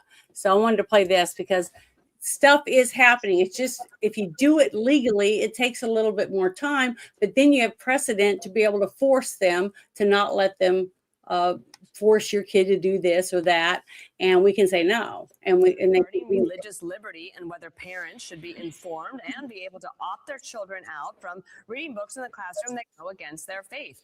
Shannon Bream is at the Supreme Court. We were watching for this one. What's the verdict? We were, Dana. So this brought together a coalition of parents of different religious faiths and backgrounds who said there used to be a rule in this particular school district that would let them know when there were books that dealt with issues that may be in conflict with their religious faith. Well, so many parents were opting out that the school board and the school district quit doing it. Well, 6-3 today in a decision by Justice Alito, they said these parents have earned at least a preliminary injunction. So while this case plays out, they said the board has to notify them about a book that's in question or anything similar so that their kids can be excused if it's in conflict with their faith. He says, as we've explained, without that, parents are left this choice, either risk their child's exposure to burdensome instruction or pay substantial sums for alternative educational services. Because at one point, Justice Jackson during the arguments had said, why don't they just go to a different school? Why don't you put them in private school or homeschool them? Justice Alito and others saying that's not practical for a lot of people. The dissent by Justice Sotomayor, joined by Justices Kagan and Jackson, says today's ruling threatens the essence of public education. She says it's not about bringing kids together to learn about a particular faith, but a range of concepts and views that reflect our entire society. Exposure to new ideas has always been a vital part of that project until now. The dissenters didn't think that the parents should get the opt-out. Justice Alito and the majority say they should. Well, what was really shitty about that whole thing is I remember when Hillary Clinton was saying stuff like, it takes a village to raise a child, right? And that's what parents are for. A parent carries their child in their body and they give birth to it. They pay the medical bills. They buy the diapers, the food. They take care of it. They do all these things. And they're the ones that should be able to say, I want my kid to do this or I want my kid to do that. It's not the school that has the right to say, well, we're going to teach your kid this and we don't give a shit. Just like, oh, we're going to put a cat litter box in there and your kid can pretend to be a kitty cat every day. That dumb shit. So it's slowly going through the courts where the parents are taking back their rights that should never have been given away. But when you become complacent and you put your kid in school and expect them to raise your kid, and then they come home, they're a latchkey kid because you got a job, your husband's got a job and whatever. And that's what happens. That's why even if you both have to work, you have to work it out till one of you goes to parent-teacher conferences, one of you does this, one of you does that, and work it out because your kid is your future, okay? Is the future of everything. Our kids are supposed to step up, take our place when we're not around anymore. So if we aren't responsible and take care of our kids and make sure our kids can make good decisions, we're putting it in the hands of these politicians and these teachers and other people to just, do whatever they want with your kid. And that isn't what I would do. I took up from work many times and had to work late into the night to make up for it. Just because I said, hey, I'm going to this meeting. And if you don't like it, you can fire me. And you're not going to find anybody as good as me. So I never got fired, but I did go to these meetings and stuff because it's important. We have to do it. They're our responsibility, and it's up to us to make sure that we do the right thing. But I saw this one thing that I want to share on my timeline, and I listened to it, and I was like, wow. He explains it really, really well. And I really agree with a lot that he says. So I want to share this about what Trump is doing and how he's trying to do it. And I know it's a lot of people are impatient and they're tired of waiting, because we have been waiting since his first presidency. And then we had to sit back during the, Bernie and weekend at Sanders, whatever weekend with Bernie Sanders weekend, or whatever you want to call it. It was terrible the whole time that Biden was president. But we wanted to make changes then, but we couldn't. Okay, because they put a fake person as president with an auto pen doing whatever, spending money out the wazoo, as we were seeing more and more fraud being uncovered, billions and billions of dollars that should have went into our accounts for our Social Security and our veterans and our streets and our schools, our hospitals. All of our states should have each gotten this money, but it got wasted, and it's still being wasted. And the people are pissed off that we're finding fraud. It's shocking to me how many people are defending all these criminals, and they're taking your money. It's your money that should be in your bank account or in your 501k or whatever thing that you was wanting to put your money in. And now they're saying, oh, we need to raise Social Security to 70 years old because they're wasting the money that we've been putting in our whole life. Stuff like that. We need to start fighting and say, fuck you guys. When Congress gets the same health care as our veterans, things will start changing. But see, as long as they get the Cadillac of best, and then they get a huge retirement, when none of our other people, our military guys, get it, I just think that they should be treated the same way as our military. If they're serving our country, they're serving our country as a military person or as a congressman, they shouldn't get any better treatment. If you can't treat our veterans as good as you're treating a congressman or a senator, then screw them. I don't think they should get shit. And I think we should have term limits. 8 years is it. You can't be in there till you're 94 years old and people are changing, your assistants are changing your diaper for you in your office while you sit there going, ooh, not knowing what the fuck's going on. I'm sick of this shit. And that's because people just sit around. Look what just happened in Florida, right where Mar-a-Lago is at. They just voted in a Democrat senator. You know that in Florida? Mm-hmm. That just happened. So people are still sitting behind the wheel unconscious. With all the stuff that we've seen going on, people are and that wasn't a cheating. There wasn't cheating going on. That was lazy ass people not going to the polls because they're bitter or they're mad or whatever their reason. But guess what? That's why the Democrats win so much, because we have too many people that get a stick up their ass. It's not going to make a difference. It's not going to help. Whatever it is, and they don't go. And guess what? It didn't help. Because now they got a Democrat senator for 4 years at least. Hope you guys like what you get when you get higher taxes and you all want to move and you can't sell your place because there's not enough rich people to buy your shit. So stop being stupid and start taking back what belongs to you, which is your freaking state and your towns. I want you to listen to this guy because he's saying that Trump is creating a new republic right before our eyes, and he tries to explain it to you. So it's about almost 4 minutes long, but he's really, really good. So here we go. We're watching a global system get dismantled in real time, and most people, they have no idea what it even is. We're in the middle of a complete global restructure, and that's what I've been talking about for the last 3 days, if you've been listening. 2 days ago, I talked about Trump cutting off globalist money pipelines flowing out of Venezuela and South America. And then yesterday, I talked about how America is divorcing itself from Europe, unfortunately. And today, we're talking about a brand new economic powerhouse forming right in front of us. So here's the through line. For decades, a tiny network of unelected institutions, central banks, through supernatural clubs and a globalist architecture behind the dollar system, quietly decided how the world works. It wasn't presidents, it wasn't voters, and it wasn't the nations. And that's exactly why parts of Washington are melting down right now. Parts of Europe are even melting down as well. Because Trump is dismantling that system piece by piece faster than anyone expected, and the Europeans are freaking out. Look at the AI chip approvals with China. That wasn't weakness, that was leverage. And sending Kushner and Witkoff speaking directly to Putin, that bypassed the old diplomatic channels that have controlled global affairs for over 70 years. And now we have this provocative idea bouncing around DC. Listen to this. They're calling it the Core Five. America, China, Russia, India, and Japan. A strategic alignment that sidelines Europe overnight. Do you realize what's going on here? Do you see the scale of what's happening? And of course, the White House denies it. They have to, right now anyway. But everyone in the national security world is saying the same thing. You know what? It fits the pattern. Trump already called the G7 obsolete. He thinks the UN Security Council is a museum piece, and he's openly challenging NATO. And the new national security strategy, well, it literally warns that Europe faces civilizational erasure. You may not like his style, but he's not wrong about the system being broken.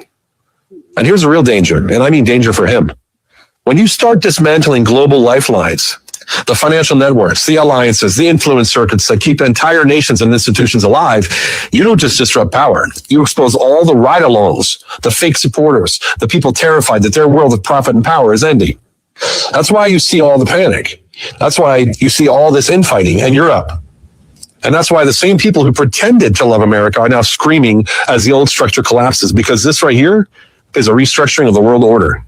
And they're losing power and money. And for the first time in our lifetime, it's being led not by globalists, but by a man and a movement who believes the nation should control their own destiny. And that puts him in dire danger. America first triggered them before like crazy, but America restructured, that terrifies him even more. And here's what most people aren't even noticing. This restructuring doesn't just challenge Europe or South America, it challenges BRICS. Because if the USA, China, Russia, India, and Japan form a stable competitive economic bloc, then BRICS loses its leverage altogether. It loses its urgency and possibly its entire purpose, which is good for the Americans. This forces them to rethink everything, the same way it forces Europe to rethink everything. And all of this is exactly what Trump said he was going to do in the first place. So when you look at this moment, ask yourself something. What's missing? If all of this is breaking apart, where's the foundation? Where's the leadership at? Our level, the citizens. And this is exactly why we go back to the same message I always share.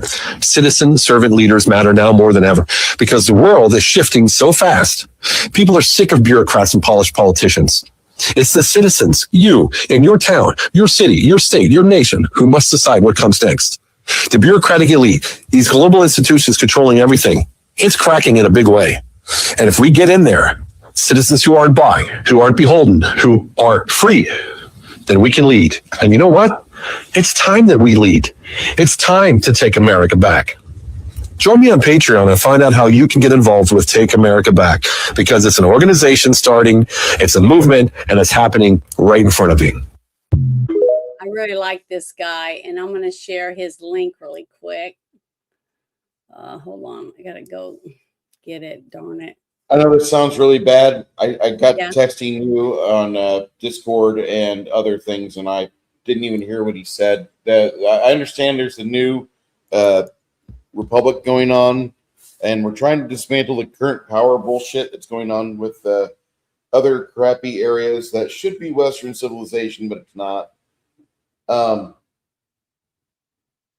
Filka has been trying to reach you, by the way. I don't see them in the YouTube chat. I see them in the StreamYard chat. I don't know how they're doing that. I don't know what the fuck I don't know what StreamYard. you're talking about. Do you? Okay, look at your comments. Okay, in And my StreamYard or go to on your StreamYard.com. Mm-hmm. There's a tab for your comments for the chat that's going on right now. Sven Filka has been trying to get your attention, but when I went over to YouTube so I could type shit into the chat, I didn't see Sven Filka. I didn't see that person. they only appear in StreamYard. This is, I don't know if this is a StreamYard thing. I don't give money to StreamYard because they censor my fucking statements. So I don't. Well, I only talk about them on the reason you're not seeing it is because he's in the opposite one. It looks like he's in the one for the phone. Oh, remember they segregate. So well, that's I another have reason not to two do that different fucking. things. One is for a phone, and one is for, and he's in the phone one. I'm good.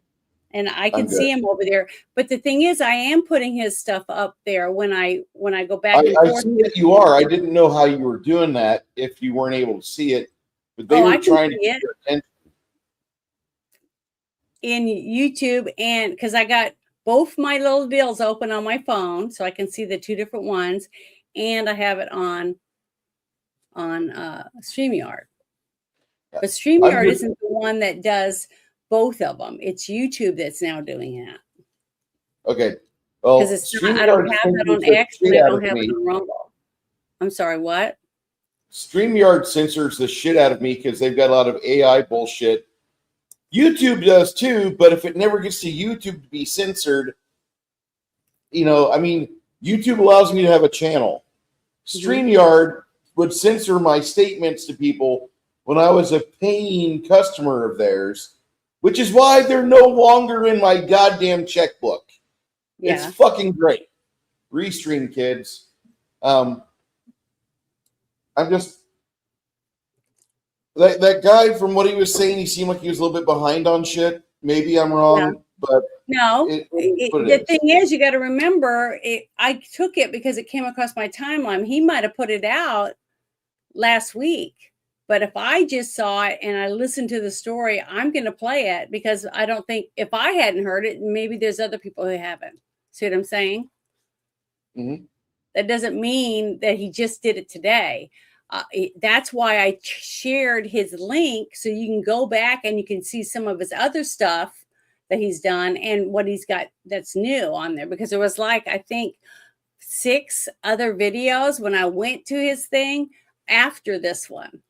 So I don't know what those are about because I didn't read them. I was just going to see him on his account so that I could put him on here for that, what he was particularly talking about what Trump is trying to do, so that people could see it from that point of view. That's what I was trying to share.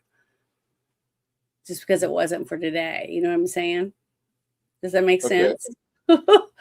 So you could go to his thing and get caught up on a lot of other things he's talking about, because he does. He breaks it down really well, and he tries to talk where people like me that's not all in there, or not like you, when you talk about certain things in the military and you use military time and stuff. Sometimes I have no idea what you're trying to explain. I have to ask you a bunch of questions, and I know it's a pain in the butt for some people, but people like me, it's got to be dumbed down a little bit so that I can understand it in my terms, because I'm not an engineer. I'm not a doctor. You know what I mean? So that's why I pick things like that sometimes, because I have 4 sisters that are, on my level. And I know that other people have to be around in there. So they might be interested. But that's why I like to share the links, because that way you can go back and see what else is over there that might, pique your interest, and then you might find out a little more about some subject that this person might be talking about. So I just think that stuff is important to share, and I try to do that as much as I can, because I think it's something important that needs to be shared, if it's something that I've seen or heard. But there was a story that came up that I watched, and I was really shocked when I watched it, because I had heard people talk about it before, because I do go to a lot of things with veterans and hang out with a lot of veterans, when I go to, some of their halls and things like that. And I heard this story, and it really made me think about what Trump is doing right now peace through strength. Okay. And my dad used to talk about that a lot. Maybe it's because of Ronald Reagan, because I remember my dad talking about, was it Jimmy Carter, the president before him? Right. And they had a bunch of people had kidnapped a bunch of people from the Olympics or something. And Ronald Reagan had said something about, if you don't let them go, you're going to be sorry, basically. And they believed him. So they released them because they knew that he was just going to turn them into a big parking lot if they didn't do what they were told. Because that's one thing I can say about Trump. When Trump says, we're going to do this, and he went to California for the fires. And when he said, I'm going to do this, and he went to the flooding areas and talked to the people himself with his wife. Remember that? When he says something, he does it. Okay, that's the difference between him and Sleepy Joe Biden and a few others that just send pallets of cash in the middle of the night instead of telling us what they're doing. And Trump getting all these people to come to his office when he signs executive orders, and they talk about what he's doing because he's trying to let you see what he's doing each day. He's trying to be transparent. He's trying to show you, this is what you asked me to do, and these are the things that I'm trying to do that for you, because that's what you guys wanted. 80-something million people voted for Trump, and he's trying to fulfill what he said he would do. So, and I think he's doing the best he can, especially since he's having to do most of it with executive orders because we have a crappy rhino-filled Congress and Senate. They're just, to me, I am so let down by the people that we thought was going to help, and they didn't, because none of them, most of them, like I said, there's like 65 in there that care and are trying to do America first things that we want. And the rest of them are just dragging their feet, trying. Look, it's already over a year that he's been president, and look what hasn't been done, because they're all lame ass pieces of shit that are getting a check for doing squat. That's how I look at it. And I really feel that way. And that's why I try to share as much as I can about what Trump is doing compared to what they aren't doing. When they said, and they ran on his coattails and wanted him to come to their state and pump sunshine up their ass. But now he's not there in their state and they ain't doing shit, except for dragging their feet. So I don't know. The only thing I can think of is us exposing these people and talking about it and saying, get off your damn ass and do your damn jobs. You shouldn't get paid. And I don't think none of them should get a paycheck until all these other people get checks. If they work for the government, they don't get squat. They get nothing.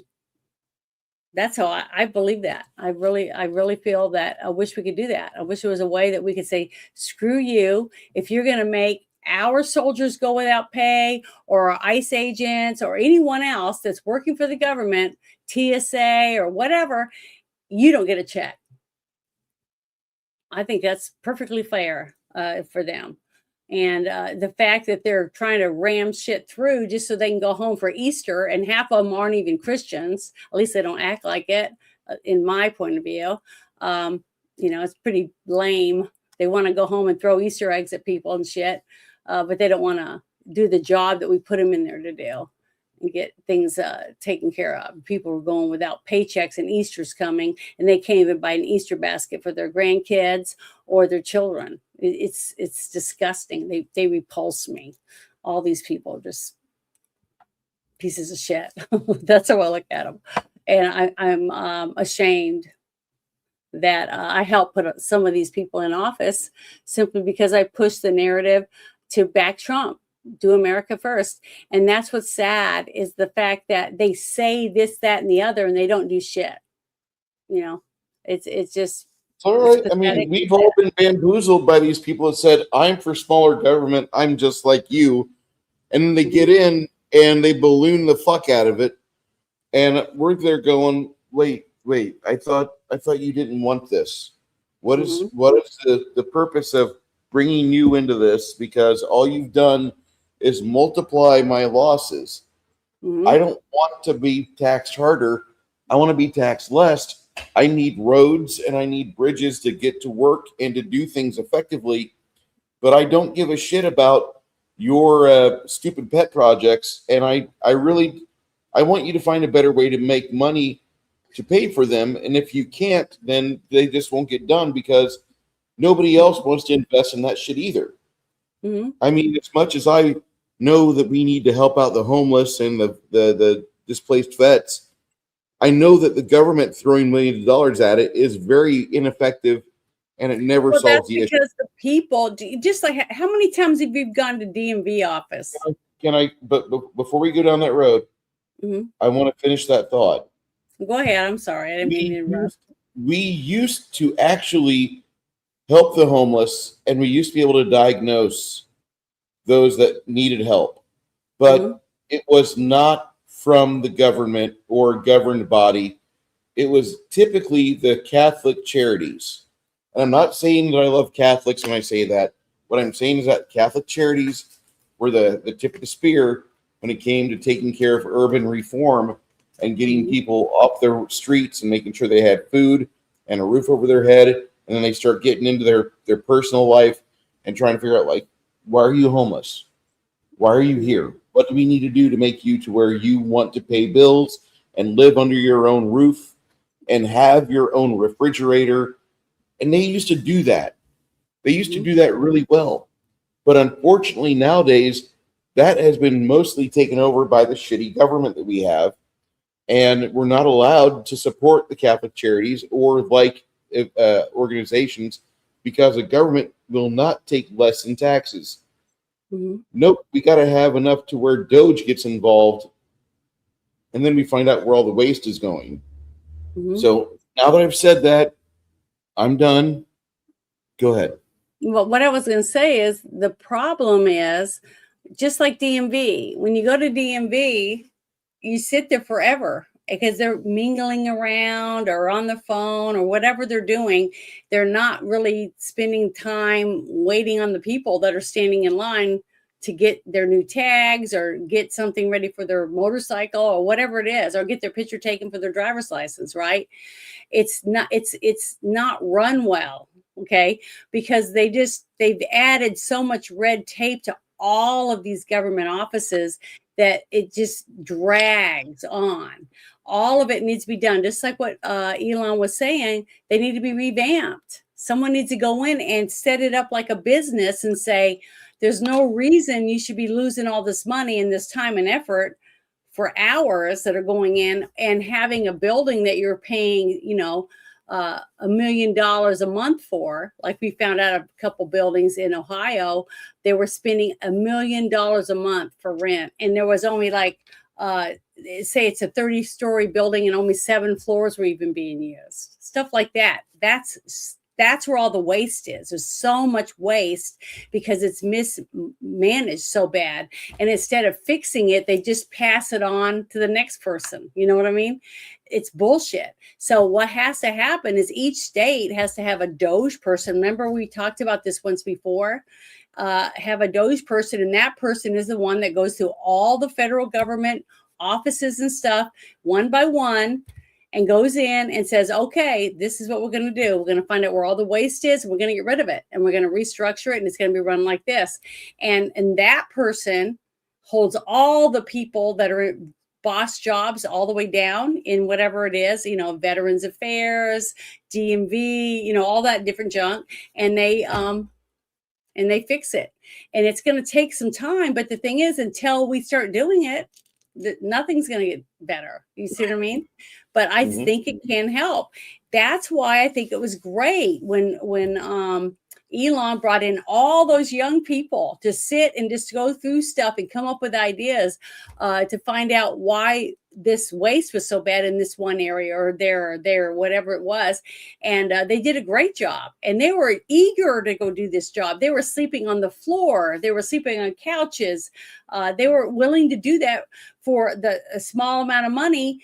But the experience that they got for getting to work with Elon and these other people for a brand new thing to clean house in the government. And these were young people. These weren't a bunch of 70-year-old, bankers and shit. These were young college students that were stepping up to help fix the mess that all these other people have made, right? To come up with ways to try to fix it. And that made me proud to see all these young people stepping up to do that and to learn something under Elon Musk and this administration.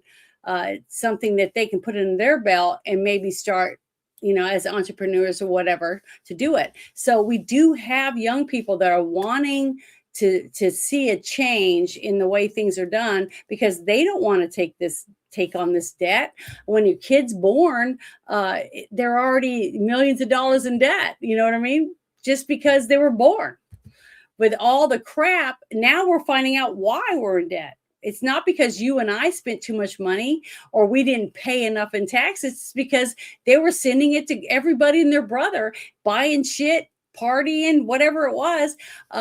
What they were saying, that even the California is worse than what we've been found out about in Minnesota, thanks to a couple of people that accidentally stumbled into something and started digging, because they took time out of their lives to dig and find out what the fuck is this mess, and then somebody found out about it and actually put it in the news. It became a real journalist to say, hey, look what's going on. So it's brought to light because somebody gave a shit. But what this next story I wanted to show, I want people to watch it because I'm sure there's a lot of people that have never heard of it and will think it's interesting. But this kind of thing is because I believe in what Trump was saying about peace through strength, which means you tell them we're going to fucking blow you the shit out of here or whatever if you don't fall in line with what we've been trying to do for the last 50 years and you've just squandered all that. Well, we're not like that anymore. This is the rule. You either do it or else, okay, like you should do with your kids, or put them in line. You put them on the straight and narrow, and you demand action. And just like we would want somebody, like when you wanted to get your house, you want to get moved in, and they told you it would be done on this day, and then you go and they fucked you over, so now you got to wait another 2 weeks or whatever, and that wasn't your fault. But those people should be held accountable because they didn't do what they said they would do. And it should be like that with so many things in our lives. And how much better everyone's lives would be if everybody's held accountable to what they said they were going to do. And what you paid for, you should get what you paid for. Things like that. So I want to share this story with these veterans because you know how I am with veterans, because these people did their jobs, and a lot of them are paying for it now because they weren't 100% in the know about what was going on. But when somebody threatens somebody with a bomb or whatever else, that we're going to drop bombs on you, we're going to do this or that, because we're not going to let you get a nuclear weapon, maybe more people will understand that don't understand right now if they see this. So, and it's from the veterans. They're the ones that they're telling the story. So I want to share this with people who may never have seen it before or even knew about it. So this is the reason why I believe in peace through strength, because I don't want to see that something like this ever happen again. And that's why I believe that we have to do it the right way and let the right people handle it. And for the people that shouldn't be involved should step out of the way and let the professionals handle it. So here we go. This is the Atomic Veterans. These are, it says, when the flash hits you, you could see the x-rays of your hand through your closed eyes. This is a really, really good, and I would like for you guys to watch this. It's 4 minutes long, but these guys sacrificed for basically what happened to stop the war. And I don't ever want to see any of our guys go through something like this again. And we won't if we do peace through strength, like what I think we're seeing now. We know that if we can do it with just this and get it done in the targeted attacks, basically, and end it that way, that's what we should do. I don't want to send people out there to do things. And I just want you guys to hear these people's stories. So I'm going to turn it up, make sure it's ready. Here we go.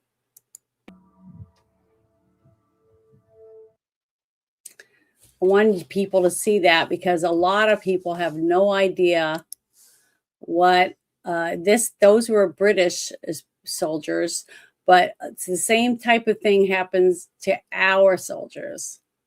Okay. And they go through a lot to keep us safe here in America. And most people don't even think about the military, any of the things that they're doing.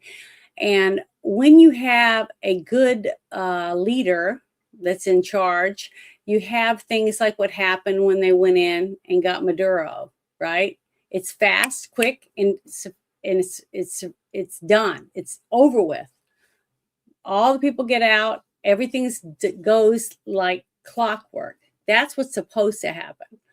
But when you have someone in charge that doesn't really care about your soldiers, like we had when Biden was president, because that's how I felt, when he told our soldiers, well, sorry you don't have enough money, get on food stamps. I was fucking mad because a person who's willing to lay down their life for their country and they've already enlisted and they're willing to go over there or do whatever, and we're telling them, here's some food stamps because you're not worth anything more than that.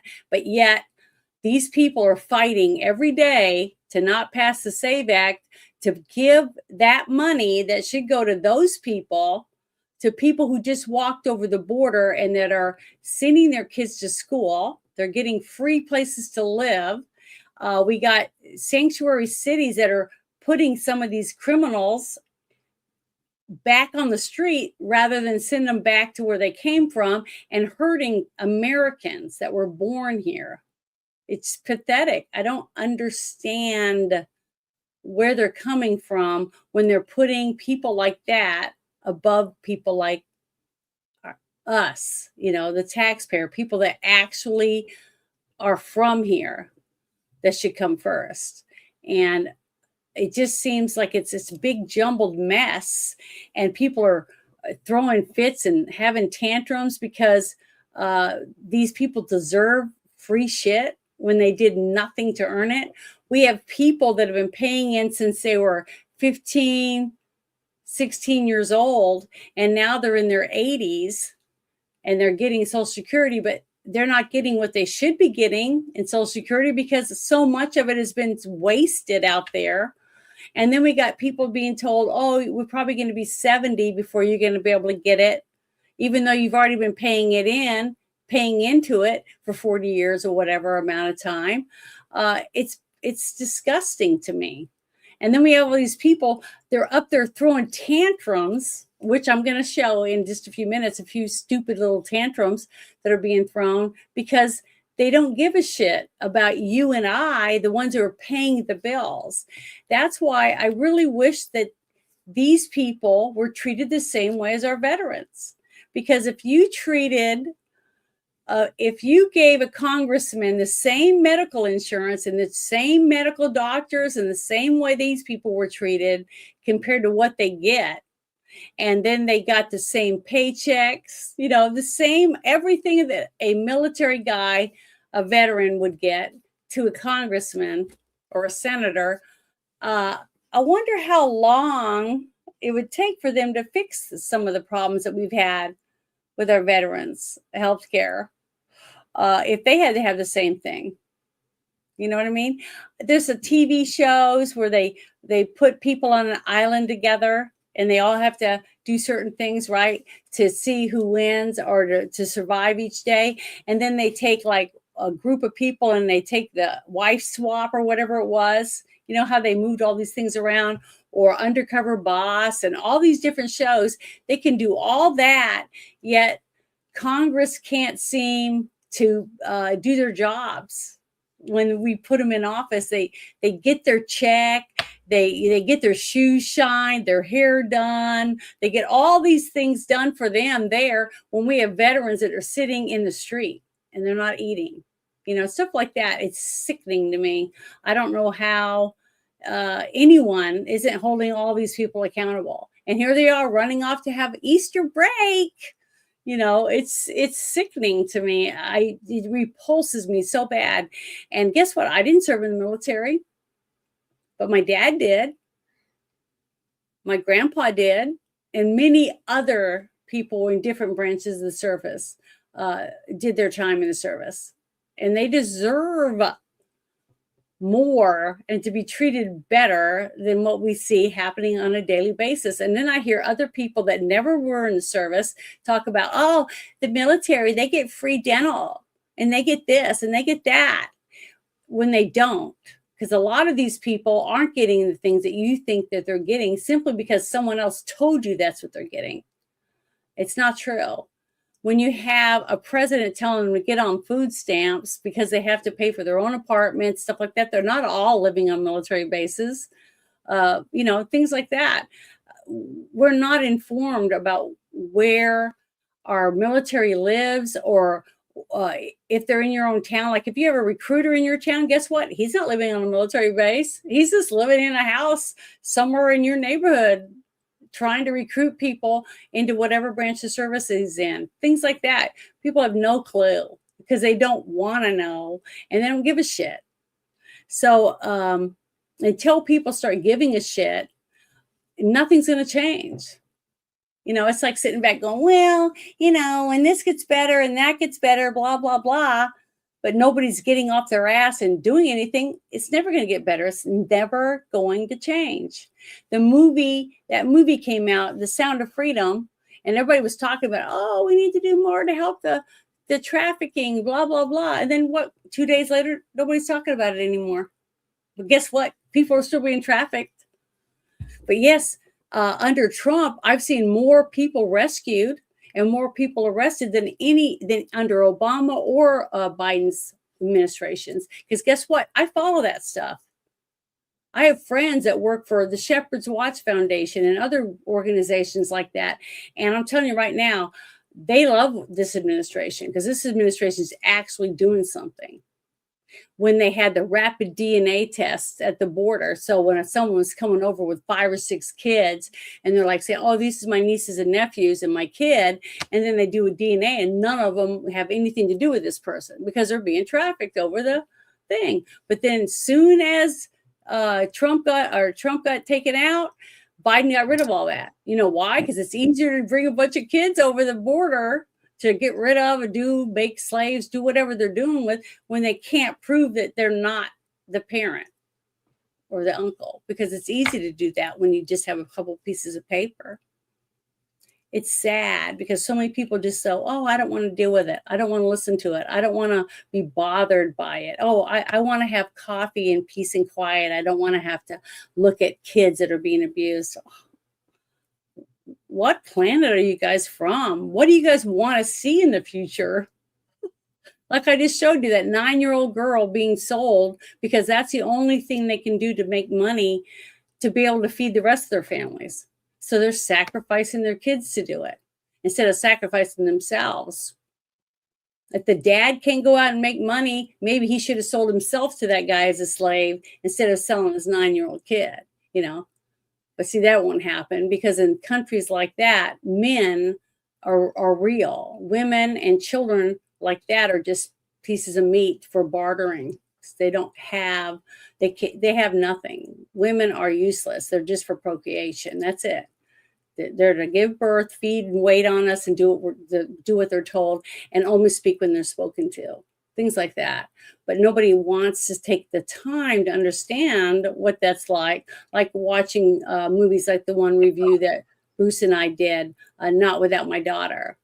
You watch a few things like that, your eyes start to open. You start realizing, and guess what? A lot of people don't want to see that. They don't want to realize that might be coming to a city near you. Because it's already happening. They're building mosques all over the place. And guess what? In those little areas, their laws rule, not yours, and not the, even though it's on American soil, not the Constitution.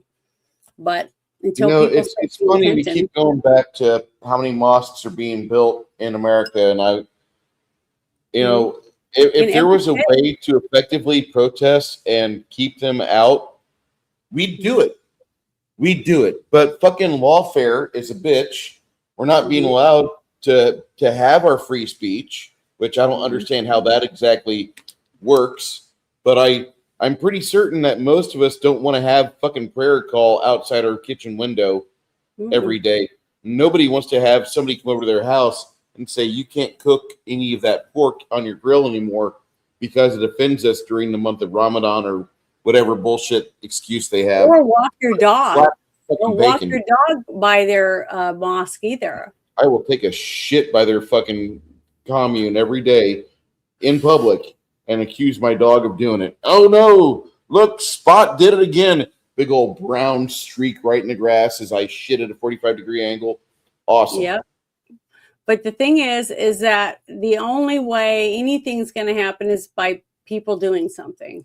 That's it. Well, okay, what do we do then? I'm Okay, looking well, for one thing direction you can here do- because one thing voting you can hasn't do worked yet. is go to your city council meetings, get a printout, get online or whatever, and find out when your city council meetings are, and go to a few of them, or get a group of people. Let's say you have 6 friends, and each of you take one city council meeting, and each of you go, and then you contact the rest and say, "This is what was brought up." Blah blah blah blah blah.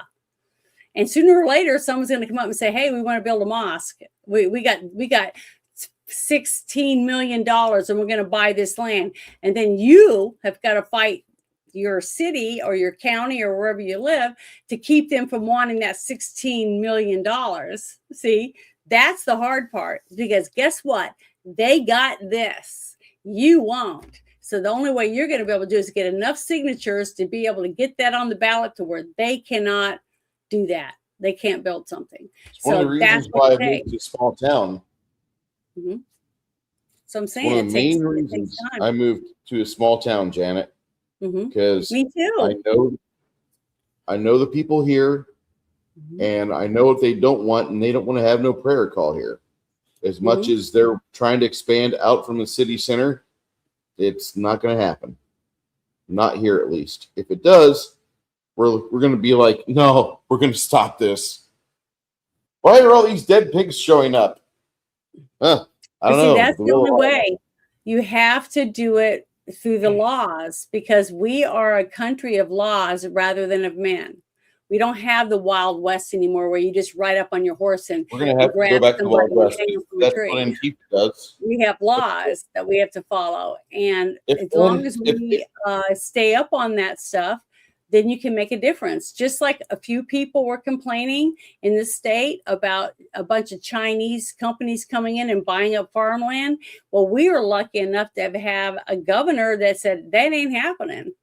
So she got the people that she needed. They wrote up the stuff and they kicked their ass out and signed off the paperwork saying you can't buy property in this state. So you have to have enough people that actually give a shit about your state. And right now, I hate to say it, but you got a governor that's willing to take the money and not worry about what happens after he's out of office. And that's sad. But we do have people. I'm lucky enough to have lived in 2 states, in Louisiana and Arkansas, where we had decent governors, mayors, and there's liberals there. I'm not saying there aren't, but we had enough people in the right positions, like Kennedy as a senator, people like that said, hell no, that shit ain't going to happen here. And, but you have to write them, you know what I mean? You have to go to meetings. You have to see what people are trying to push, what's on the agenda for your school or your high school or whatever else. Just like what we saw with the books, with the parents, they finally pushed it to the Supreme Court, where the Supreme Court said they have to notify the parents if they're going to have a school, a class, or a book being read or put out about 2 mommies or 2 daddies, any of that stuff. The parents should know that that book's going to be read. And if no kids come, the teacher could sit there and read it by herself. But the parents should have the right to know what's being taught to their kids. And I'm glad that the Supreme Court ruled. 3 of them didn't. I'm sure one of them was a woman that doesn't even know what a woman is, that voted against that. But oh well, that's what we have. And I'm proud of them for doing that. But there's tons of things like that waiting to go to the Supreme Court. But it starts in a small town because you're fed up and you don't want this thing to happen in your town, and you have to fight for it, and you have to push out to the whole state, and then the state ends up going to the Supreme Court. That's how it works. That's how our government is set up. And we have to learn a little more, teach our kids that, so that they can fight when you're not around anymore. Because if we don't, I mean, why do you think they wanted to take the stop teaching cursive? Because if you got kids that can't write cursive and can't read it, they can't even read the Constitution, you know, the original document. So how are they going to defend the Constitution when they can't even read it? So they know what they're doing. Believe me, the people that want to be able to sell all of our land and do whatever the hell they want with it, take your land from you, take your mineral rights, your water rights, whatever they want from your property and make it worthless, they're going to do it because they understand the law and they'll use it against you. So if you don't learn, you know, you're going to be like these young men that signed up to defend their country, and then they were used in an experiment, you know, and it's sad. But I do believe in stopping this kind of stuff from happening by staying informed and by talking about it so it doesn't happen again. That's why they hate history books. That's why they burn books, because if you don't know your history, then it's going to happen again. Same thing is going to go back around. Look at how many years ago was it that 2001 or whatever it was when we had the city of New York attacked, right? And now they have a Muslim mayor. So it does go back around, especially when people don't know anything about their history. You know, it's scary and sad, but it's a fact. And it's happening right now. If all you have to do is walk up and down your streets in the big cities, not in the rural areas like where I live, but in the cities in every single state are pretty much liberal. They work their way into all forms of government in every city.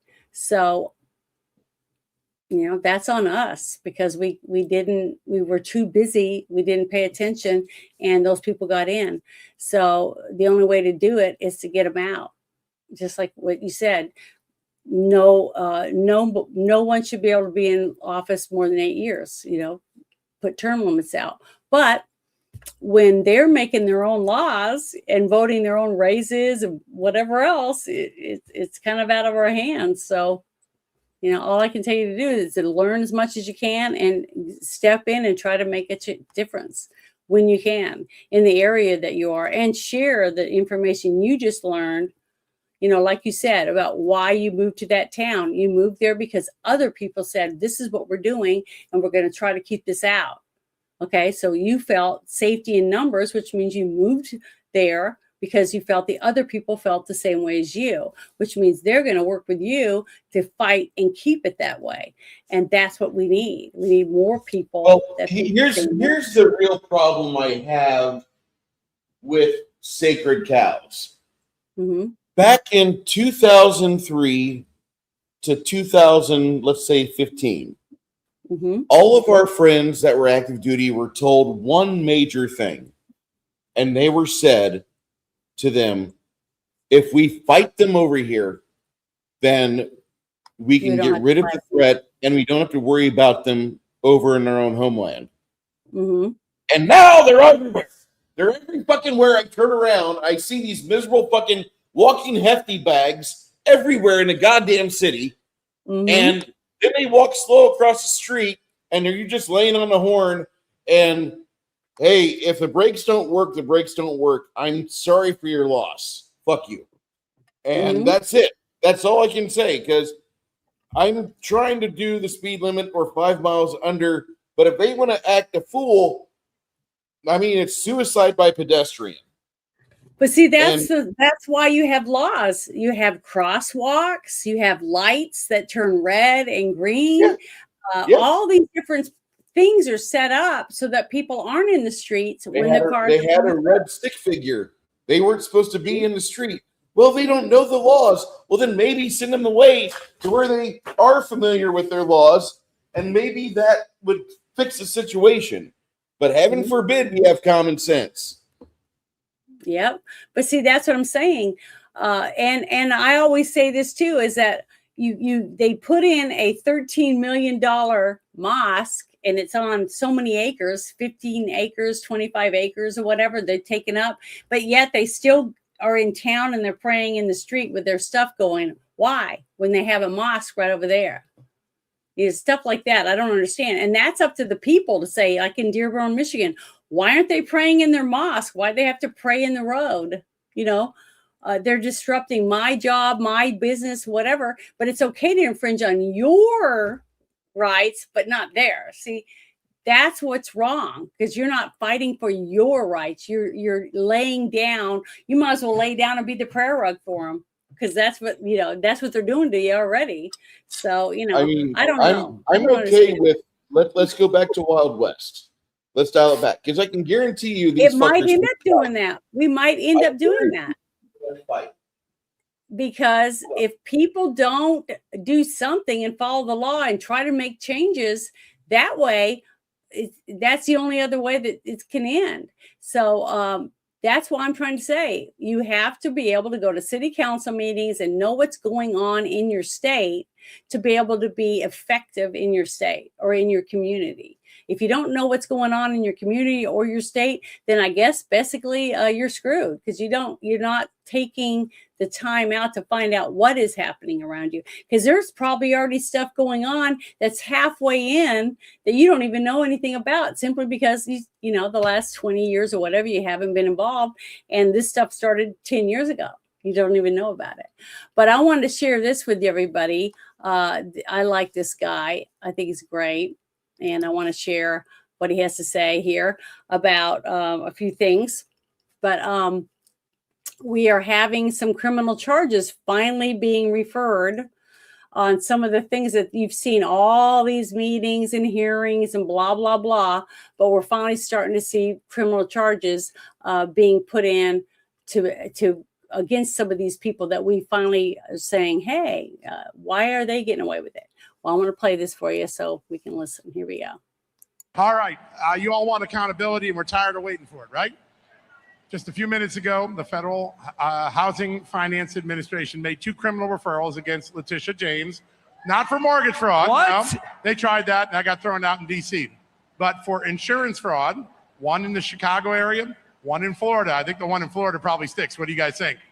Yeah, Letitia exactly. James referred for insurance fraud in Florida. Now, John, if I understand is correct, does that mean the case would go up in Florida and Illinois, because that's where the fraud took place? Is that state level or federal level? Federal. These That's are federal criminal okay. referrals for filing a false statement on a homeowner's insurance policy, saying that her home is going to be a vacation home, and in fact, she was using it full time for family. The U.S. Attorney in Miami, U.S. Attorney in Chicago will be the deciders. I think the most likely place where a case will be brought would probably be consolidated, brought into Florida. But this just happened a few minutes ago. Go check it out on justinnews.com. We'll have more of it on the top of the show in a few minutes. What do you say, folks? Are you ready for some accountability for Letitia James? Okay, so that's just one person. But the thing is, it's got to start somewhere. So we got Florida, we've got Texas, we've got there's a couple of Ohio, there's a couple other states, and Michigan, and in Minnesota, and California now, where a lot of these things are being opened up. We're seeing criminal referrals finally coming out. So it's a pain in the ass process, but once we can get them for something, because look what happened. People kept saying P. Diddy will never this will never happen. But guess what? We didn't get him for everything, but guess what? He's in prison. Okay. Who would have ever believed that? If you told me that 10 years ago, everyone would have said, hell, that will never happen. So we have to have some faith that and believe in something. And that's what I try to believe in. I do believe that there's good people still. I do believe there's good people in government. I still believe there's good judges. I still believe that there's good people in every state. I still believe that because I talk to lots of them. we are making a difference. It's just that it's slower because we're doing it the legal way, and nobody wants to talk about it. You know, the liberals aren't going to talk about it. They just go hide in their closet, and they don't want to report about it. They don't want to talk about it. They don't want to share it with anyone. So it doesn't get out to the mainstream. So to see little things like this actually be reported on is good. That, to me, that is a win. It may be a little one, but it's still a win. It's a notch in the belt. And every single time that happens, it's a good thing. And it's nice to start seeing a few good things happening. And is there something down here that I see something? Do you want me to bring that up? Yes, I do. Okay, here we go. Are you ready? Remember when I showed you guys that the Middle Easterners can't fight with a fuck? Okay, well, I'm bringing it up for you. Here you go. They can't fight with a fuck, okay? This is us trying to show them how to do coordinated activities. They cannot fight with a shit. They will go full auto, go burn through bullets, burn through a pallet of bullets, not hit a fucking thing. They're worthless. You want to call them? And who are these people? These are Afghans trying to do jumping jacks. This is our military trying to help them become police forces operators. And whenever the ISIS people came in, they just rolled over and let them on in, go to the airport. And this is why I have zero value for the Afghan National Forces. Well, it's really sad that when you go into a country like that from the day they were born, their grandparents or whatever said, kill the infidel, and gives them a gun and, you know, or a knife or whatever, and teaches them how to, do, whatever it is that they do. But instead of training them to be a group of people, it's just the one or two people that are trained how to load a gun and shoot it. I mean, I don't know how many videos I've seen where they've shot other people because they just take their gun and randomly, or they don't have any skills because they're not taught anything for safety, because that's just how they're raised. And that happens in the United States too, because I've seen videos of young people from gangs playing with guns and shoot other people or shoot themselves. And it's sad because instead of worrying about whether or not they're going to hurt another person, they're just wanting to get a good picture or whatever. I don't know. It's really sad, but it does happen all over the United States. It's really sad, but I like Darwin. I like the idea of the dumb are flushed out of society. And I really value that. I know you do that, but the sad thing is, Bruce, is innocent people die along with these retarded people. No matter what, innocent people will always die. People that don't need to die, but they're at the wrong spot at the wrong time. You get hit by a meteorite, they get hit by a tree, whatever. Mm-hmm. You're always going to have that. It will. Death does not take a day off. Thank God he got replaced by Chuck Norris. Well, here's another really good thing that happened that you probably didn't even know about, but I'm going to share it anyways. If I can make sure I bring up the right one. Just give me 1 second. Oh. And if anybody in chat has a child that knows their way around YouTube and the interwebs, apply at janet@anotherplanet.com, janetfromanotherplanet.com, and go for that producer availability. I wish I could. We give you Sam's popcorn. I think it's this one, but let me see. Let it open up. Yeah, here we go. I'm going to push pause. Okay.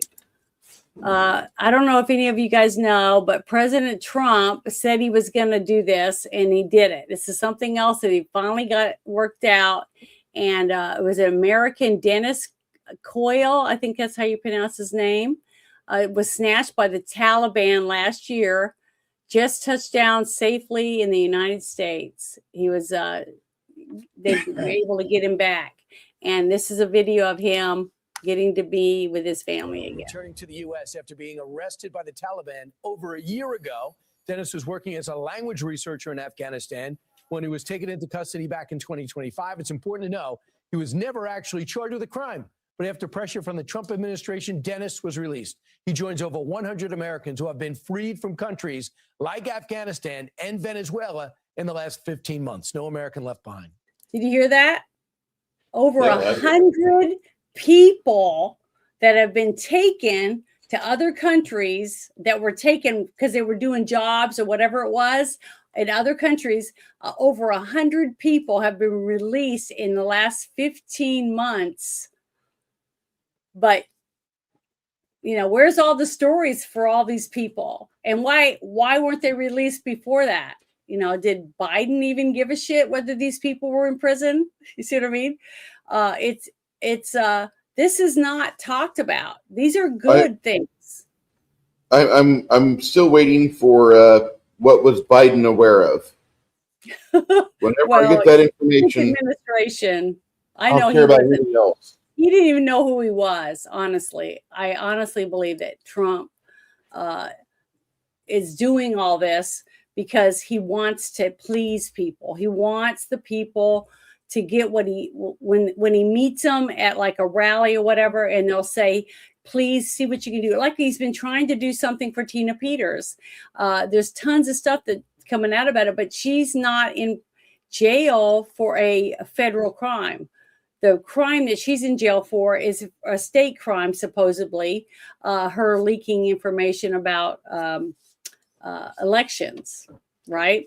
So Trump can't do anything about that because we do have state constitutions. And a lot of people don't understand that, but a state constitution outrules the federal when it's not a federal crime. Like if a person has got a joint and they're smoking a joint and it's a federal crime, but in the state of Colorado, it's legal to sit around and smoke a joint.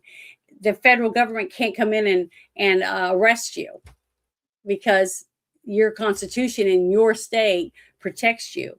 And, you know, a lot of people don't understand how you work around these different laws, but I think Trump's done a phenomenal job about making sure that when he takes in the National Guard or whatever into the state, that he does it through the legal means instead of saying, you know, being a dictator king or whatever and just taking the military in and doing whatever the hell he wants.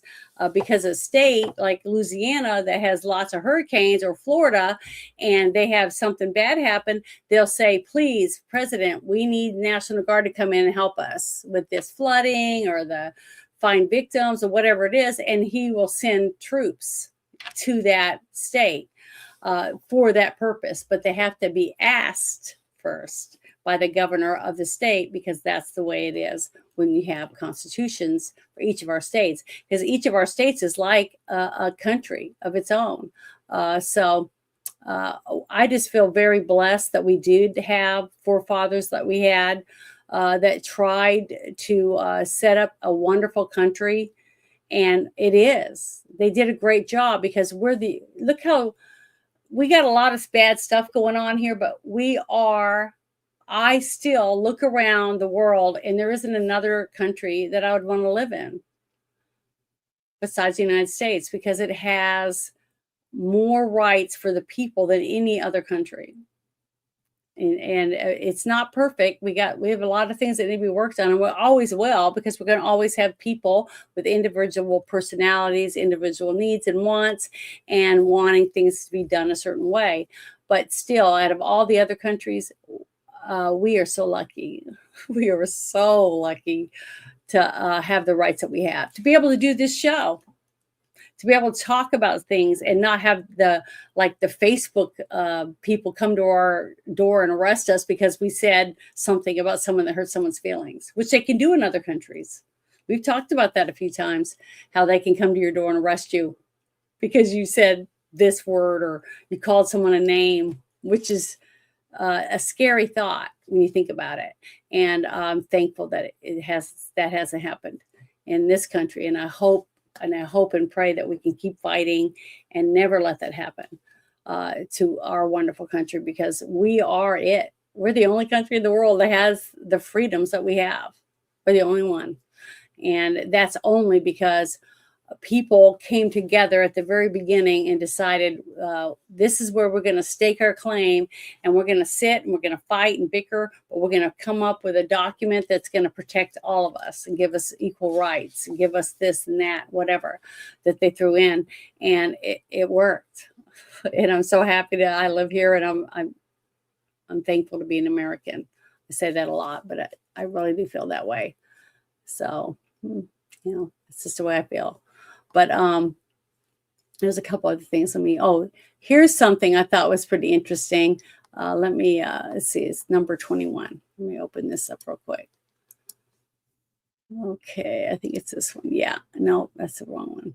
It's the other 21. That one. Here we go. All right, here we go. It says James Comer drops a bomb on Fox. California voter fraud could be 10 times worse than Minnesota. So this is on Sean Hannity. I thought you guys might want to hear this, because see, stuff's coming out. We just have to put it together and be able to take it to court and win. You could multiply what we found in Minnesota probably by 10 in California. That's how bad it is. And what we're hoping in this investigation is we have the same success we had in Minnesota, with whistleblowers coming forward, reaching out to me or other oversight committee members to sit down and do transcribed interviews so that we can finally figure out who's responsible for this fraud. What we know in California, just with respect to hospice, of all the government entities, hospice is the one that I don't think there would be anyone out there that wouldn't have full support for hospice at our worst time of need. Hospice alone, $3.5 billion just in Los Angeles County. And what that amounts to, Shad, is the whole hospice budget for the United States last year, 18% of all the billing was in Los Angeles County. And that's not 18% of the population of America. In that one county, and it's a big county, 18% of the entire billing for the United States. It is rampant in California, and Gavin Newsom knew it and hasn't done a thing about it. Are you going to bring him in? We would like to bring him in. We're trying to start with some state employees. That's what we did in Minnesota. We proved in Minnesota that Governor Tim Walz and Attorney General Keith Ellison knew about the fraud. We know that as we speak, there have been dozens of people in Minnesota already arrested by the Trump Department of Justice for fraud, and they're putting a case together on hundreds more in Minnesota as we speak. So we're seeing accountability there. Now we want to see that in California. So Gavin Newsom better lawyer up.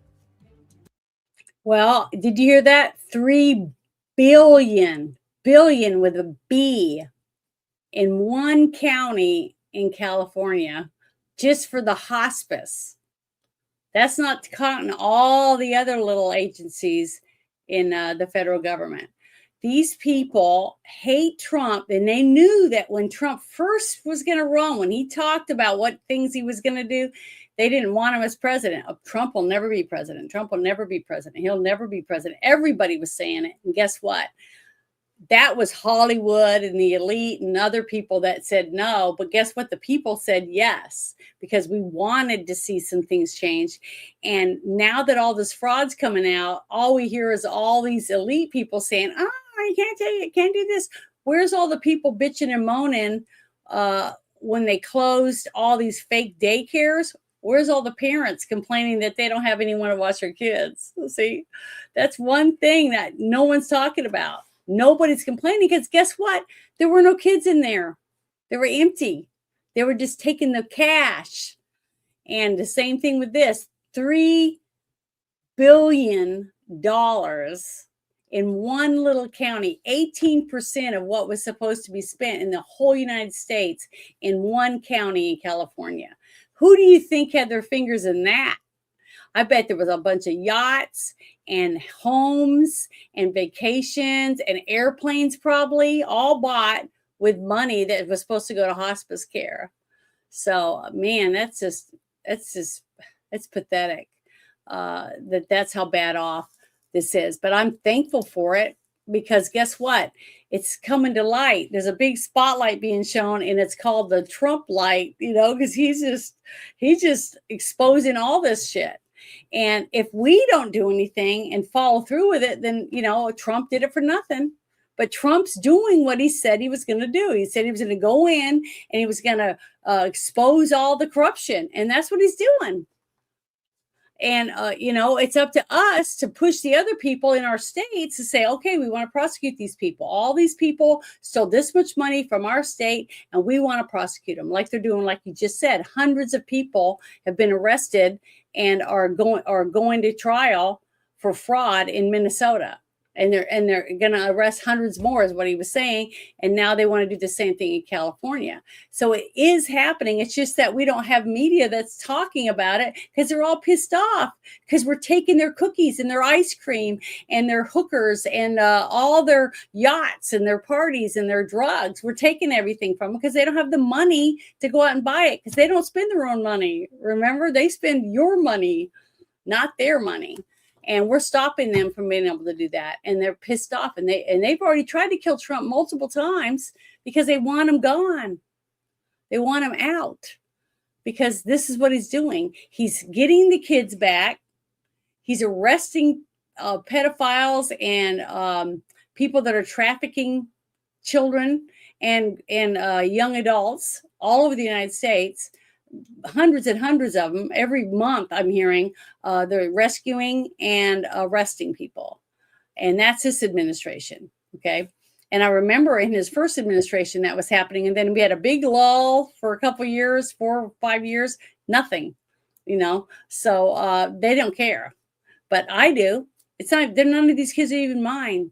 But the fact that they're helping these kids, and I hope they're getting the care they need when they come back, because all of them are going to need therapy. After going through all the, who knows, horrible, terrible stuff that's been happening to him. Like we just saw with that 9-year-old little girl that her parents sold her to this old geezer to do horrible things that we can even imagine a 9-year-old would ever have to go through. But guess what? It's happening every day over there. I don't want that to happen. And it happens here. It just happens behind closed doors. So people they just pretend like it doesn't exist, but it's happening. It's still happening. Horrible stuff like that. And the only way to stop it is by us fighting for our cities and our states and stopping this stuff and making sure these people are prosecuted. And I'm not talking about 6 months in jail. I'm talking about prison time where they stay in prison for years and years and years. Because when they take a child's childhood away from them, it should be a life sentence, from what I can tell, because that child will never be a kid again. Once you've done things like what's going to happen to that 9-year-old girl already has, that 9-year-old kid. It's sickening. And I wish more people would look at it that way. Because just because it isn't your kid doesn't mean it doesn't matter. It's a child. It's disgusting. But Bruce, are you still there? Did I scare you? Okay. They're like you're pointing out things that, yeah, it pisses me off, but then we obsess about it and we spend way too much time. Like Islam's a piece of shit. Next. Well, this next thing is I want to share because this is a guy that's being interviewed to get information, right? It's about Jeffrey Epstein stuff. And I'm liking this because I'm loving the fact that they're videotaping all of these people, like Hillary Clinton and all the people. It's taken a lot of time, but they have video evidence now of all these people answering questions, like Bill Clinton saying, I never did that, when he's looking and drooling over pictures of him in a hot tub. It's unbelievable how much evidence they're collecting. And when they go back and say, well, he said he didn't do this, but we have all this evidence that says you did it. And just like this guy, listen to what you want to hear is towards the end of it, listen, because you see the captions come up when people are talking and what they're saying. And his lawyer, it's what his lawyer says to his client because he's spilling the beans of answering the questions that they're asking him about. It's Les Waxner, okay? And he's openly admitted that Jeffrey Epstein was employed by the Rothschild family. So they're getting all this information and it's coming out and it's on videotape. So I want you to see how his lawyer reacts to him, and he realizes, oh, I messed up. But they should be messed up. But that's what's good about doing it the way they're doing it, because years ago it was just transcribed by some woman sitting there, right, typing it in a machine to put the transcript out, and that's all they had. They might have had camera, but it wasn't live like this is, and that's why I think all of it should be live. I think people should be able to watch it just like we used to on Court TV, because I think the people that have been asking for this stuff should get to watch it if they want, or be able to go to a channel somewhere and watch the recorded stuff like that they're doing and put it all together yourself. You know, be citizen journalists and be able to see all this stuff. That's why I think this is important, because these people are making huge mistakes because, you know, sooner or later, the truth always comes out. It's just nice to see it. So I'm going to share this with you because I want you to see how this lawyer basically is having a conniption over this guy and what he's saying, and telling him basically to shut the hell up. Just like what the lawyer did when she snatched the stuff from Bill Clinton.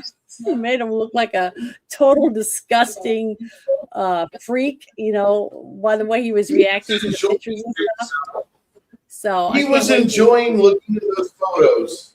I remember her. She was so much fun. Hey, give you that photo back. Yeah, and that's basically exactly what he was doing. It was disgusting. But guess what? It's on camera now. You can't take that away. And it was live, it's recorded, and they have the documents, the paperwork, and the transcripts, and the video, just like these ones the cops wear. Thank God for that, because that has helped so many crimes. So many people that deserve to be in jail are in jail because of the cop had that on his chest. And it's also caught some crooked cops. So it's working both ways. But the video evidence is hard to deny. But here we go. I want you to watch this guy and listen to it and read it. Read what the captions say and pay attention. This is really, really good. Personal work for the Rothschild family in France. Well, specifically, I talked to Elie de Rothschild, and so I mentioned that earlier. So he represented their whole family. So there have been a whole bunch of people. I mean, most of them I never would have met, but I knew Elie. He would say, like, I'm providing financial advice to the founders of Google. I'm providing financial advice to Jeff Bezos.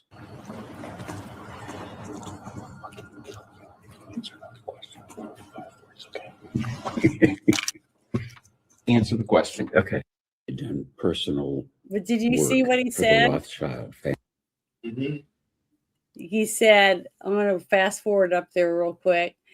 When he whispers in his ear, he says, I will fucking kill you. Answer another question.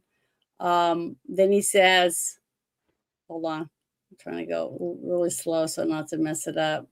But look at his face. He's like going, oh, I'm getting in trouble. With more than 5 words, okay? He's tired of him spilling the beans because he knows there's nothing he can do. You can't, once it's out and it's on video like this, it's kind of hard for him the lawyer to say, oh, he never said that. You misinterpreted what he said. See that kind of shit? I just loving it. I've been trying to watch as many of these interviews as I can for the, you know, because of the Clintons, and there's a bunch more people lined up.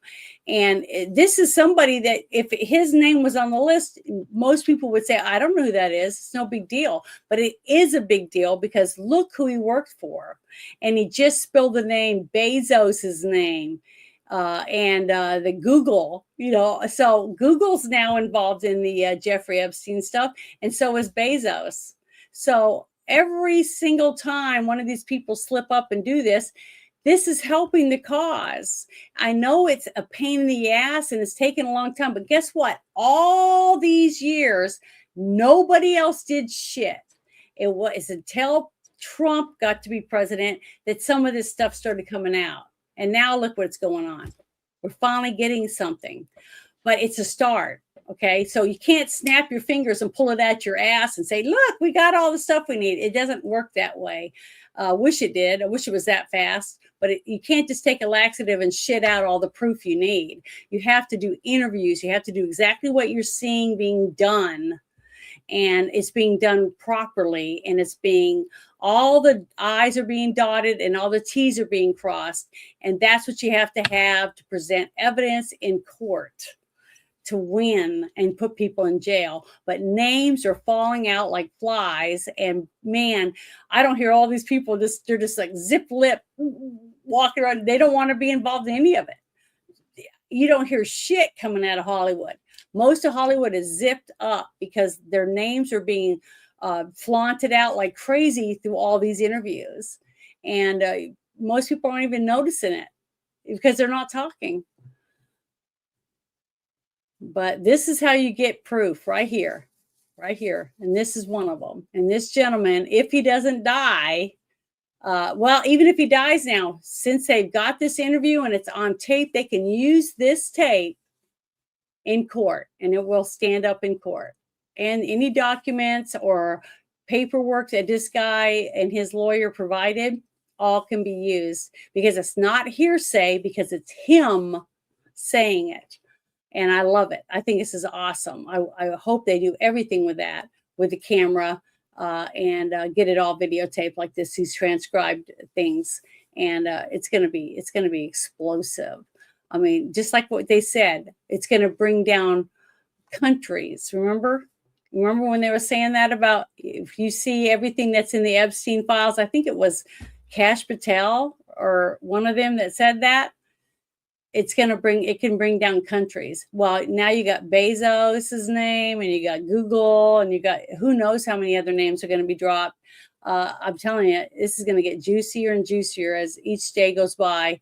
And we just have to wait. We just have to be patient and just start stacking up all the proof and just waiting for the day when all this goes to court and be ready, because each one at a time, all these people are going to be brought in. Do what? You lost me when you said we have to wait. No, I need the fucking. Okay. There's problems going on right now, and you're saying I have to wait to have things resolved. I have to wait in order to have bad people have the consequences of their actions come back and bite them in the ass. If somebody goes off half-cocked and takes a gun and blows up a building or shoots someone, that person goes to jail, and the other people get off. They get away with it. Because that's all going to be pushed aside to try the person that went off half-cocked to do something because they got pissed off and didn't want to wait to do it the right way. Because if the person's in jail, what happened to Jeffrey Dahmer when he went to prison? I mean, you can make your own assumption on that. Okay, what I'm saying is a lot of people, when they finally get behind bars, they start getting what they deserve, right? Because there's people in there that know what they're doing. That's why they're in there. Okay, so the thing is, we got to get them there. And the only way to get them there is by doing this one. But I'm sorry it took so long. But guess what? President Trump wasn't president before. You know, we had Clinton, we had Biden, we had Obama, and we had the Bushes. Okay, all that, you know, since I've been alive. Okay, we've had all those people, and none of those people gave a shit, did anything. That's why we waited so long. They talked about it. We heard about it. We knew certain people were involved, but nothing happened. You see what I mean? Now we have something happening and we have to do that. We have to wait as they gather the evidence to be able to prosecute and take it to court. I mean, how long did the victims wait for P. Diddy, you know, and all these other people that we've seen, like what happened with O.J. Simpson? Okay, 2 people were murdered, slashed to death, which I still believe that he was involved in their murders, okay, with the drops of blood leading away from the crime scene, his cut on his hand, the blood on his gloves, the blood on his, I mean, there was so much evidence, but yet he got acquitted for it. So what I'm saying is, if you don't have enough stuff and you have enough people to prove their case, these people are going to walk. I don't want to see any one of these people walk, even if they're just put in jail for tax evasion or whatever we can get them on, but they have to spend 10, 15, 20 years in jail. That's something. That's more than what anyone thinks is going to happen anyways. So why not take what we can get when we have it pretty much being laid out for us? Take it. I'm willing to do that. I'll be satisfied with that, because so many people think, oh, it's never going to happen. Nothing's going to happen. Well, some stuff's happening. It's just that nobody wants to believe it. See, but the names are being dropped. Pictures are coming out. Who would have believed that you'd see Bill and Hillary Clinton sitting up there denying it when they had all the stack of stuff they've been handing them? So, yeah, you weren't there. Well, why is your picture in a hot tub in this house or in this or that, blah, blah, blah. They got tons of proof to prove they did it, that they were involved. So, we just have to be patient, and I'm patient. I can wait. I can be patient to a point. A lot of things that you want to talk about, I've already lost my patience on, because it's been years and nothing happened. Yeah, but nobody was prosecuting it. Okay, you waited all through Biden administration, all through Obama's 2 administrations, and Bush's and the Clintons. And when did I hear you say anything about any of that during those administrations? Did you say anything about wanting Epstein's people? You've been friends since what, 2021? Mm-hmm. I never knew you before 2021. No, I know, but did you talk about it before then? Before you met me? The thing is, what I'm saying is, most people didn't even talk about it or care about it 20 years ago when it was happening. When this stuff was actually happening, like the whole thing in Mena, when drugs were being flown out from Colombia and brought into Arkansas and all that shit. Okay, all that stuff was going on, and people were looking the other way. Oh, I'm not going to get involved. So that's why nothing happens. Okay, so I put up a link in your chat from Fox News. Yeah. And it's about an Arkansas father. He's facing second-degree murder charges for allegedly gunning down his teenage daughter's suspected sex predator. He won the Republican nomination on Tuesday for Illinois. Yeah, County he's a sheriff. Yep. Yeah, I had it on the show. Remember, was it 2 weeks ago? We talked about it on the Friday night. And here's this is one of those situations where I'm pretty happy shit like that happens. But and I support things like that. Mm-hmm. So do I. And a lot of people in Arkansas support that kind of thing. What happened to that guy? Remember the video you were showing? And the guy walks by and he gets shot because the father shot him in the head. Remember that? You're talking about Father of the Year. What happened to the father? What happened to the dad that did that? Not a damn thing. The jury see, said it does happen. It happens a lot, but we have to follow the letter of the law, and it worked. Well, no, the jury said he did community service. Mm-hmm. So I'm just saying it does happen, and good things do happen because there's many people like me that's willing to sit on that jury and make sure the right outcome comes out. But guess what? I wasn't happy with the outcome for Casey Anthony's case.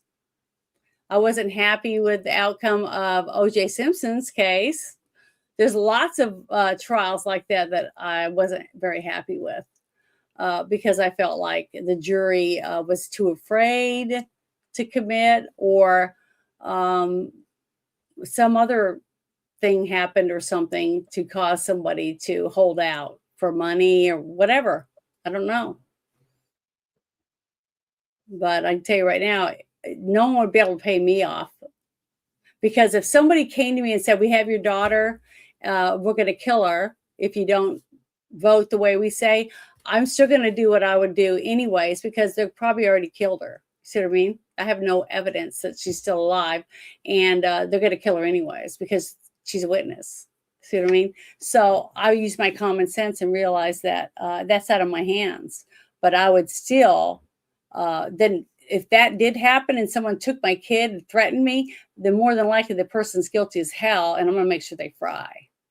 Because that's my only way of getting revenge. If you think it could be serious. For those of you that don't know what Janet was referring to, on March 17th, 1984, Jeff Dosset was being escorted through the airport back at his home state of California, or Florida, after his arrest because he had kidnapped a young Jody Plauché from the Plauché family. Dosset was a karate instructor, and Gary Plauché had worked with the news crew, and he bowled with them still. So he made a phone call and wanted to know when they were going to be bringing this guy back through the airport. He had an idea. So he would hang out by the phones, and whenever this jackass would be escorted by, he would pivot and under his arm blow a hole through him with a revolver. And that's literally what happened. One of the greatest moments in TV history. March 17th, 1984. We just had the 42nd anniversary of that date last week. And I want to thank Mr. Gary Plauché for doing a man's job in a world that refused to do a man's job, instead wanted to do the enlightened thing of let's talk about it in front of a judge, and maybe we can absolve this man of his sins for what he did, sexually molesting a young boy for over a year. Seeing Dosset get his head blown clear off is one of the great joys one can experience in this world. And I support all child molesters to get parts of their brain removed by high velocity pew seeds. I love it. Isn't Texas the state where some father went out to the barn and he caught illegal or whatever attacking his daughter, and he beat him to death with his bare hands? And then the jury found him not guilty of murder. Yeah, I know, but it is Texas, right? Yeah. That happened. Okay, see, it happens a lot, okay, because in rural areas or states that have a lot of rural areas like Arkansas and stuff like that happens, there's still people like you and I that believe in justice, okay? Oh, no, there's people like that everywhere. It's just if we don't have a voice in big cities. Yeah, that's what I mean. It has to be in an area where there's enough of us that can get together on a jury and make sure that that kind of stuff happens. Because in the city, it's harder for your voice to be heard. And that's why the people are afraid to speak out because of who they're surrounded by in a big city.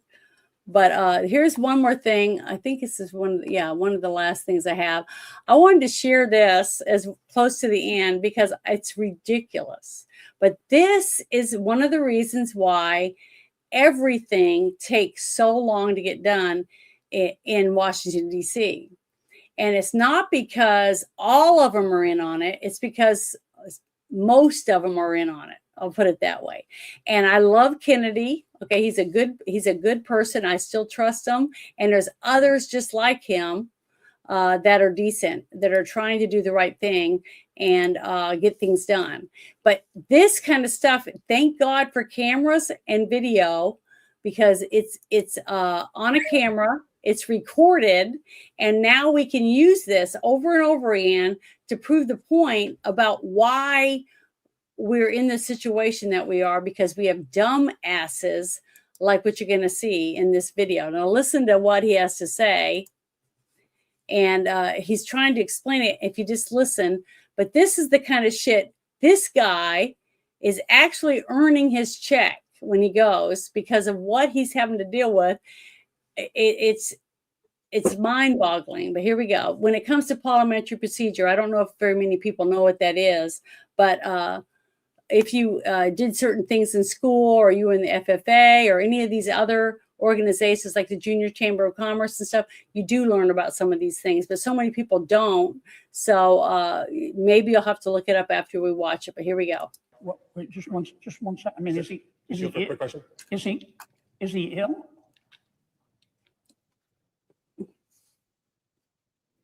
What should I do, Mr. President? Should I give him more time or? Mr. President, point of order. Is it appropriate for someone not to be recognized to just say, I object and run out? The senator's not been recognized. The senator had the floor, the senator from Louisiana, who's made a proposal. And then I heard some noise in the background and that was it. But I never heard a senator being recognized. So it sounds to me that no one has been recognized to object. What, could we get a ruling, Mr. President? I don't want to be unfair to anybody. My Democratic colleagues, I told them ahead of time. An objection was raised and an objection was heard. So should we give Senator Schatz more time to come back or?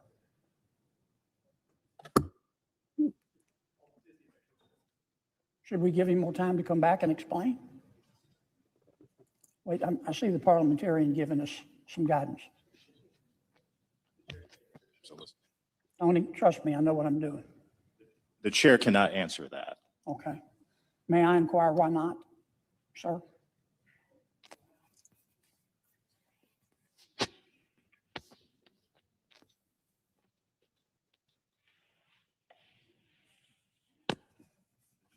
Not opine on why a senator is in the chamber or not in the chamber. Can you opine on why my colleague objected and then immediately left and whether he's coming back? Not an appropriate parliamentary inquiry. Mr. President, my parliamentary inquiry is a bit different than that. I never heard a senator recognized from the chair by the president of the Senate. The president of the Senate, you had the senator from Louisiana had the floor. The presiding officer said, is there objection? At which time, routinely, someone seeks recognition on the floor. And the objection was heard. The senator does not need the floor to object. So I just want to be sure, Mr. President, I'm not trying to put you on the spot, but I see our parliamentarians here and they can give you able advice. Does that mean I can object to anything at any time without being recognized? That's correct. I don't even have to get the floor. The senator does not need the floor to object. So to I can unanimous walk consent. in the middle of a debate without the floor, right back here in front of God and country and say, I object, and it shuts things down? I don't understand that. If there is a unanimous consent request pending, any senator in the chamber can object, including the chair. Without having the floor. That's correct. And again, with respect, Mr. President, is your ruling that Senator Schatz, who is my friend, I talked to him before I was coming down, he did not have the floor, but he can still object? The objection was raised and the objection was heard. But did he have the floor? The objection was properly lodged. The objection was heard. Yes, sir. Not to put too fine a point on it, but did he have the floor? Because The senator did not need the floor. He raised an objection and the objection was heard and sustained. Senator Moreno, did you want to say something? I saw you raising your hand. Okay, so there you go. That kind of gives you a little bit of an idea of what someone like Senator Kennedy goes through with the monotonous, whatever we want to do, we're going to do it. Democrats. I mean, how did they get anything done when you got that with your senators? But now it's on record that Kennedy can just walk in the middle when two Democrats are debating something and just say, I object, and then leave the room and stop it. So they can't do anything else because he just said that you're allowed to do that. See, the president of the Senate. It's ridiculous. It makes no sense. It's totally stupid. And that is not proper procedure. That you're not recognized and you can just say whatever you want and then leave and stop everything from going on. It's utter chaos. That is one reason why nothing gets done, because they don't follow parliamentary procedure. They just do whatever the hell they want. And they have a president that lets them. So it's like having a bunch of toddlers in a room, and none of them want to share their toys, so they just grab toys and run out of the room with them. Nothing gets built, nothing gets played with, and nothing gets done. It's ridiculous. I don't know how they do any of it. Do what? They're just fucking useless. That's all it is. I know, but that's what I wanted you to see. John Thune. What Kennedy just went through, just to make a point, to try to show how ridiculous they were. They don't have to have the floor. They can just shout from the back and whatever, and then leave and stop everything. And he basically got him to say yes. So now Kennedy, I guarantee he's going to do something like that. He's going to do it and say, hey, you just said this the other day. Bring that video up, and then have him bring it and play it. So he'll say, see, it's stopped now. You can't do it. You can't discuss it. You know what I mean? Because that's the kind of person he is. That's what he does. But it's just pathetic. That is why we are in the mess that we are in, because we have those kind of people running everything and getting away with it. So, and they just voted another senator from Florida, a Democrat, to join that disgusting display that we just saw. So hope you guys are ready. I'm telling you, put your seatbelts on, because things are going to start getting really bumpy in the next couple months. It's going to be really bad. But that's it. That's all I had. All the stuff I had brought up for tonight to talk about. Is there anything you would like to bring up besides what we've already talked about? Yeah. There's a video that was released on YouTube about 3 days ago. Now, I've known about this video for the past week. It was released on Friday on Pepperbox. And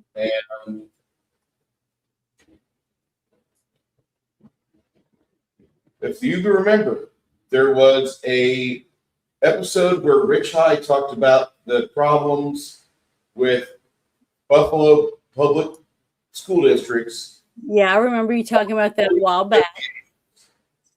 So I'm going to put a link in the chat for a almost 90-minute video. If you want to watch it, watch it. The ads that are on it for YouTube are pretty good. I'm not a big fan of YouTube. No surprise there, right? But the ads they got for this, there's no exterior ads that I saw, but the guys do their own ads they have. And are you going to share it in the chat? I am, once I get to your chat, because the way that YouTube has fucked me out of conventional being able to just get into your program. I have to go around. I wanted to read something, because Hardwick sent me an email. He sent me an email, and he said that I think he said he wanted me to read it. So let me open the comments again. It says, Janet, can you just add the YouTube link I put in the private chat to the people that are in your chats, please? Yes, I will do that for you. But he said this. He said, check the email I sent you. It's a C.S. Lewis quote that's kind of counterpoint to something you said earlier, and I'm curious about what you think of it. So I'm going to read it real quick, and then I'm going to give him a response. As soon as I share this, is it the first one or the second one? There's two in here. For what? The private chat? Yes. The second one I just added. Okay, I'm going to put it in there. I'm posting it right now. First, there's a link for the unsubscribed podcast from YouTube. I just put it in the chat. Just put it in the chat. Just copy and paste in chat. I did. It's in there. Okay, I want to read this real quick. That he sent me. He says, the following is a quote from C.S. Lewis in a letter to Bede Griffiths, dated 20 December 1946. It's one of the evils of rapid diffusion of news that the sorrows of all the world come to us every morning. I guess he's talking about the morning news. It used to be on TV. I think the village was meant to feel pity for its own sick and poor, whom I it can help, and I doubt if it's the duty of any private person to fix his mind on ills which he cannot help. This may even become an escape from the works of charity we really can do to those we know, like, helping people in your church, in your own, group that go to your church or your Sunday school. A great many people, not you, do now seem to think that the mere state of being worried is in itself mysterious. I don't think it is. We must, if so it happens, give our lives for others. But even while we're doing it, I think we're meant to enjoy our Lord, and in him our friends and our food, our sleep, our jokes, and the bird's song and the frosty sunrise. About the distant, so about the future. It is very dark, but there's usually light enough for the next step or so. Pray for me always. That's what he'd written in there. I do believe in that. Most of us don't worry about what goes on down the street. You worry about your mom, your dad, your cousins, people that you interact with, in your own family. And when one of them is sick or whatever, people would work, make some meals or whatever and take it over there because they just had surgery or whatever else, and help each other. Just like I've mentioned a few times, like when you're in an Indian tribe, the tribe people take care of their own. They don't go outside their tribe to other tribes and try to help people. That's usually when you barter for food or meat, furs, horses, things like that. It's the same thing with us. So they don't usually worry about what's going on in other things like that. But since we have TV now, and I guess it was radio back years ago, where you hear things that are going on in certain places around the world, or even in your state or in your country, people would worry about, is that going to come here? Like illnesses, forest fires, earthquakes, floods, things like that, because it does sometimes spread from one place to another. So I can see how more people would get more worried about things. But normally I don't worry about it. When I'm at home and I'm cooking or cleaning and doing things, I'm not dwelling on the things that are going on. But in the back of my mind, when I'm getting ready to do a show or something like that, I try to bring up stuff that I feel other people have never heard about it. Like I said, I have 4 sisters and we talk almost daily. At least I talk to 1 or 2 of my sisters almost every single day. So we're in contact all the time because we are sisters and we grew up together. But it's funny to me how they can come and go to the grocery store, do their chores, go to their job or whatever, all these things, and not know over half the things that I find out from 2 different YouTube and X. And they watch TV, they watch news shows, they watch TV series, they do all these things, but yet they still don't know about a lot of this stuff. And to me, I'm surprised that they aren't more informed about what's going on in our country, especially when there's so much diversity with what's going on with our president and the shutdown, basically. And they act like they don't, they don't care. They could care less. It doesn't affect their life at all. They're still going to buy gas. They're still going to go to work. And that's what they say. I'm still going to go to church. I'm still going to do this, that, and the other. So all that stuff has nothing to do with me. But it does. Because if you stay informed, you're going to make better decisions for your future and for your state and for your communities and for your other people in your family, by telling them this is going to be on the ballot or that's coming up or they might be bringing this in or whatever. You're getting them informed to where when it does come out in the newspaper or on a commercial on TV of the show that they're watching, they're going to say, oh, Janet told me about that. I need to really, start focusing on that because it's going to make a difference in this part of my life or whatever. So I think we should be a little more informed today than we were years ago, because we are on a global network now. If you're on the internet, you're finding out about things that you never would have ever found out about probably, 100 years ago. You probably would never heard about it, like an earthquake in Russia and stuff that happened, or little things like that. We probably wouldn't even never known. But today we hear about all these things. Like there was a huge avalanche, I remember, that covered a whole ski lodge. I think it was in Switzerland or somewhere, and people were talking about it, and they're digging people out and all this kind of stuff, because it's interesting. It's interesting, especially when it's happening in another country. Now, I probably wouldn't even notice it, but I do have relatives now that I know of because of marriages between my sisters and things like that.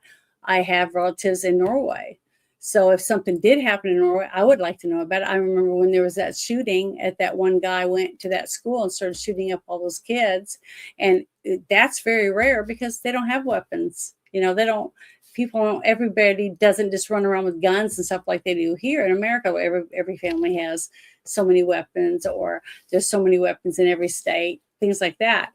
So there is differences compared to what was going on in that. But I don't really, maybe I seem that I'm obsessed with it on a daily basis because I'm into politics or whatever, but I'm not. I can play games and go to the movies, do our movie review, and never really even think about, what's going on with the administration or whatever. And we don't even talk about it. It just depends on what the movie's about, what subjects might come up or things like that. But to me, it all boils down to the same thing. Sooner or later, it all comes back to your home and where you live and where your family is, your immediate family that lives in the same home with you, because your surroundings affect you and how you live your life. So you have to know what's going on around you, or you're going to not have gas, or you're not going to have electricity or food, things like that. So I don't know. That's how I look at it, but I don't feel like it's that much of a obsession for me, because I do believe in God. I do pray, and I pray for a lot of these people. I pray for Trump every single day. And I pray for other people whose families are involved in the people that try to, like the one who tried to shoot him in Butler. I pray for his family, because I'm sure that they probably didn't know a lot of the things that was going on with their kid. And a lot of parents don't, because they're so busy working 2 jobs or whatever to pay bills. And it's sad. That's what I'm saying. People need to not worry about so much about, I have to have that exact vehicle, or I have to have this or that, and spend a little more time playing games, watching movies, sitting down at the table and having dinner with their families. Because to me, this kind of stuff, interaction is way more important than making a $5 or $10 more, to bring home. And I wish more people were able to do that, because I think it would help a lot of the problems that we have. Like what people were talking all day today about Tiger Woods, rolling his vehicle and stuff. And I thought it was because he was drinking, but they said, no, he doesn't drink. He does drugs. And I'm like, that's horrible. This is somebody that has millions and millions of dollars, a gorgeous wife and beautiful kids, and he's miserable. You think about it. All these people have all the things that everybody out here says, I wish I had a nice house. I wish I had a pool. I wish I had 5 cars. I wish I had an RV or a plane. I wish I had a yacht. Do you really wish that? Because you probably be just as miserable as those people are.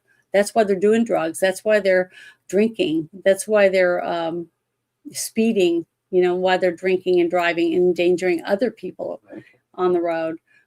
It's sad, because more people need friends and hands-on from their friends, actually sitting and talking to each other. listening to each other and trying to help each other with their problems. You know, like saying it really isn't as bad as you think it is, but let's talk about it. Let's see if we can, work through that or whatever. That type of stuff, I think, is way more important than whether I'm going to be able to make $50 more, today at my job or whatever. I think that is way more important. So hopefully I answered your question. I don't know if I went way overboard or whatever, because I wasn't really for sure exactly what you wanted me to say, but maybe I do seem obsessed over some things, and I scare people thinking that I'm, enveloped in something or whatever, but I don't mean to come across that way, because I don't really feel that I live my whole life worried. I don't not sleep, or my hair is not falling out. I don't know. I don't know what answer you want, but there you go. I tried to answer your email that you sent me. Hope you're happy with my answer. So is there anything you want to add, Bruce? Not really. I mean, the few things I wanted to add, I already mentioned there.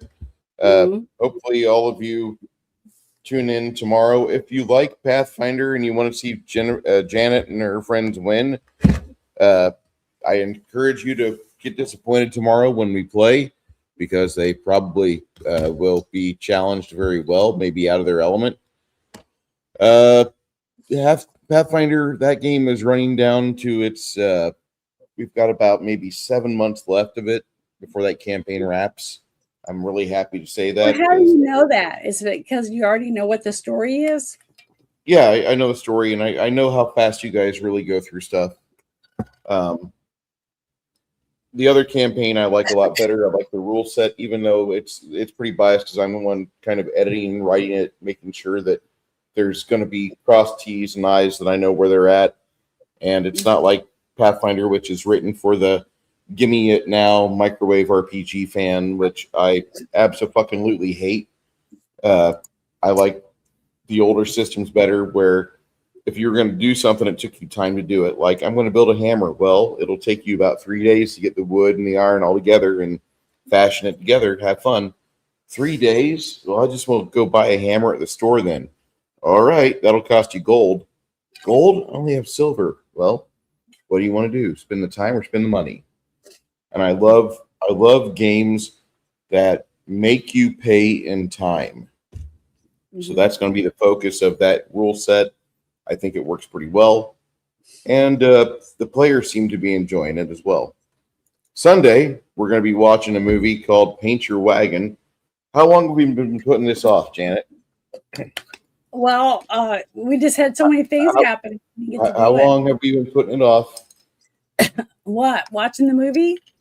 Watching the movie Paint Your Wagon, because you could accuse me of not liking musicals, and that's really not true. I love the Blues Brothers.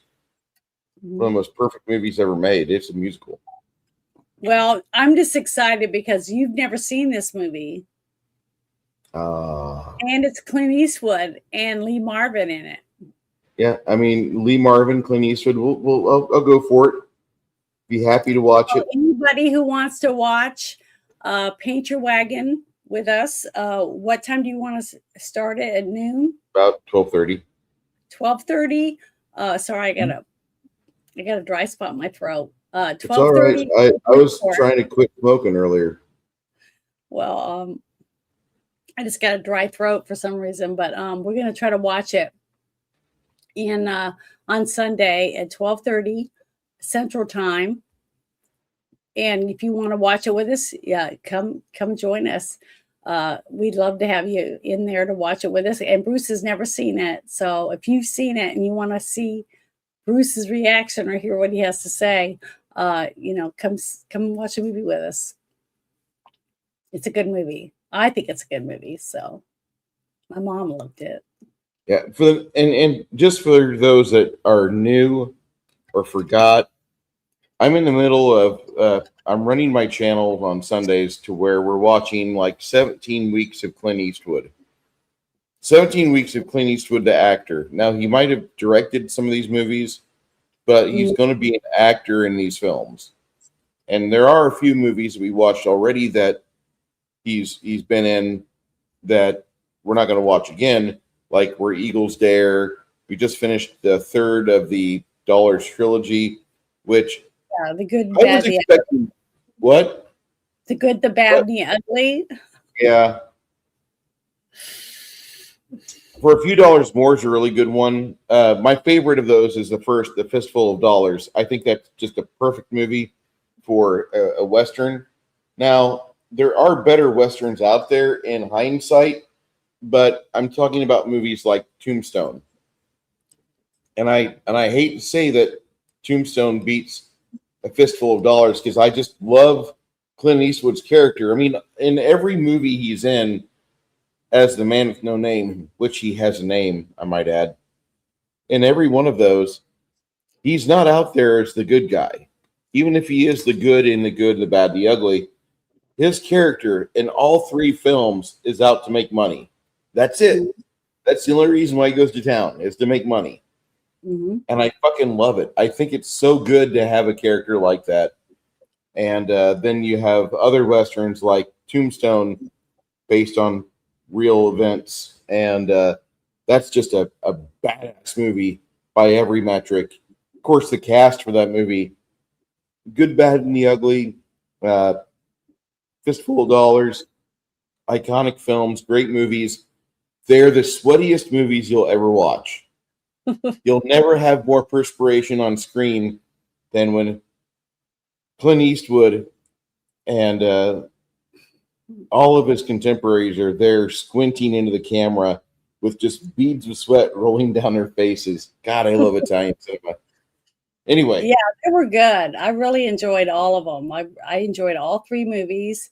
But the second one is still my favorite. I really enjoyed the second one. I thought it was had everything I wanted in a movie. So I loved it. It's a good movie. I'm not going to say it's not.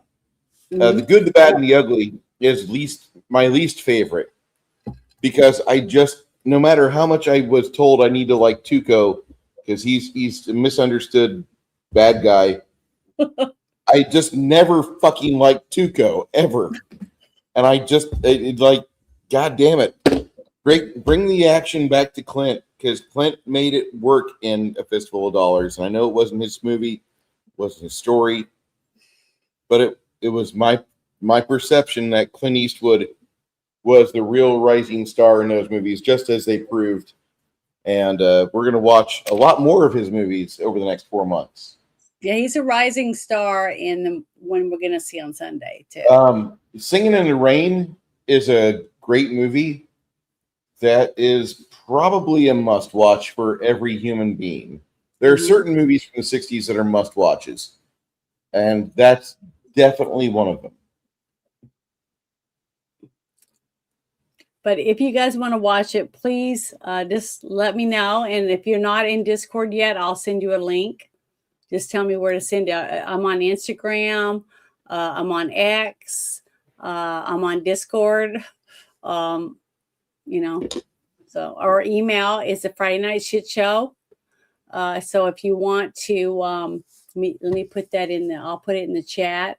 If you want to join us and you're not in any of those things, just send me an email and I'll send you a link to the Discord and you can come and sign up for Discord and join us. Here's the email. I just put it in the chat.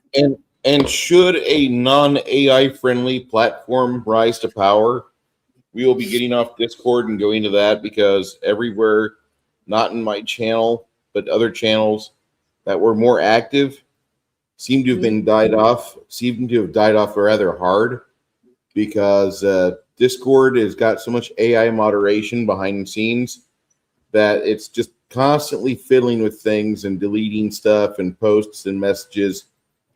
And I haven't had any of those problems in my Discord. Janet, your Discord is focused on one thing.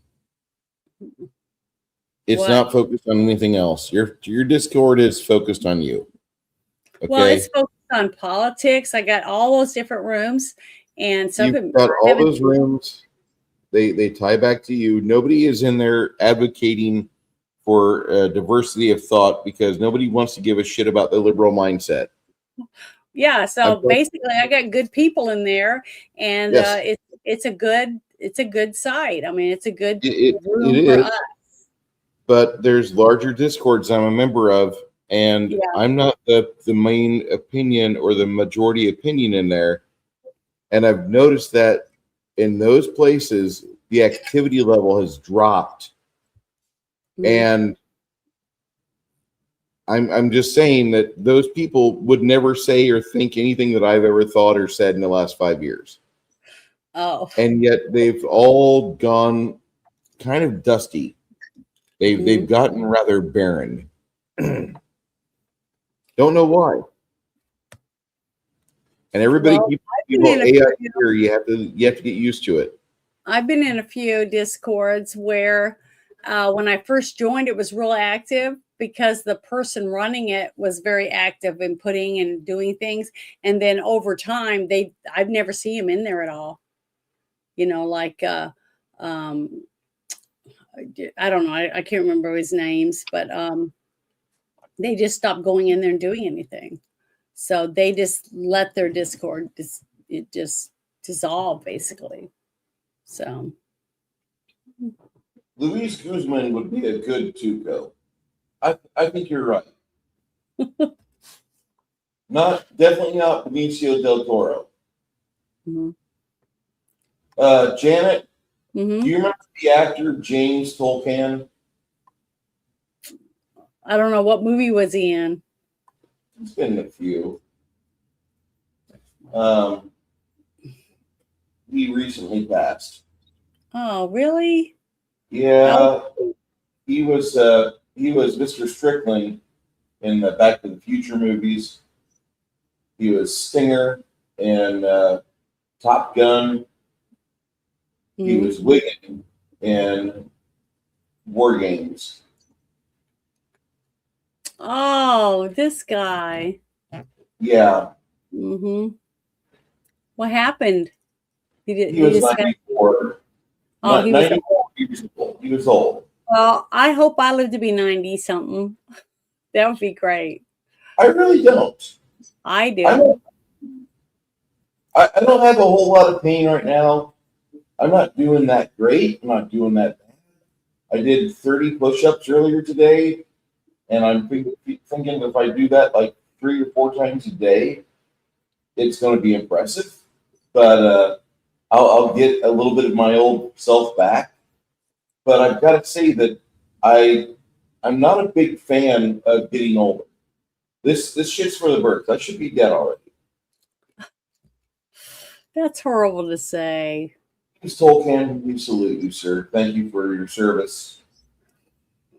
I don't like to see anyone pass, but you know, as long as I can do things for myself, like I said, my grandmother on my dad's side was 101 when she died, and she was sweeping her kitchen.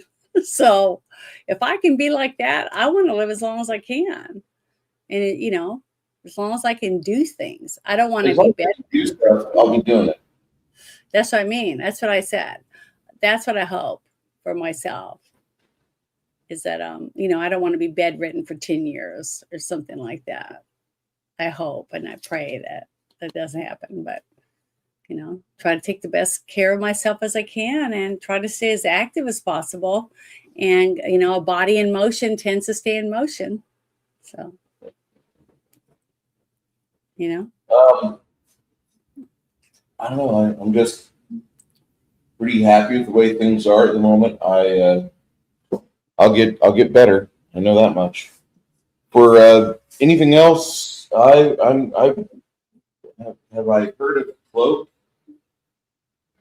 I've heard of it. I haven't looked into it enough because I've been way too busy. Is it like a Discord? Is that what you're saying? Yeah, it says it's like Discord. I've never heard of it.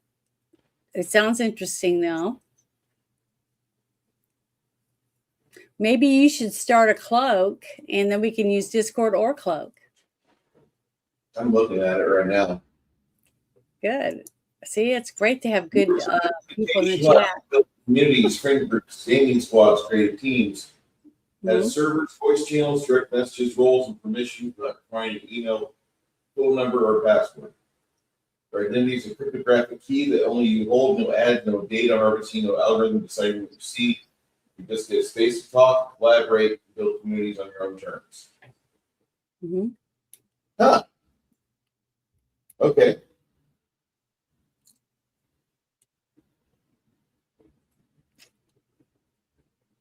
So check it out and let me know. I'm looking at it right now. No, I know, but I mean, if you go in there and check it, other people's things and stuff. They're not privacy is a toggle buried in the settings menu. Privacy is the foundation that everything else is built on. We're trying to people who refuse to hand over identities to corporations that treat us like data currency. We're the kind of people who believe you be able to talk to your friends, collaborate, fight your community, express yourself freely without a company profiling your every click, message, and habit, sell you back to advertisers. Huh. That's interesting. Let's look at the fact. Can you do you have it brought up so we can look at it? Not.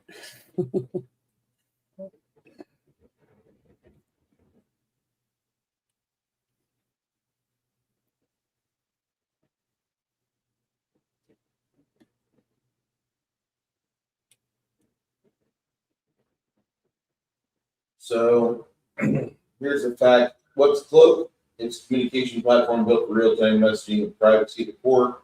Like Discord, it offers servers, channels, and direct messages, voice chat. Privacy is built in the architecture, not added as a feature. Mm-hmm. Anybody who wants digital privacy gets it. Community organizers, friend groups, teams, or individuals who are tired of platforms harvesting their data. It's space to communicate without surveillance.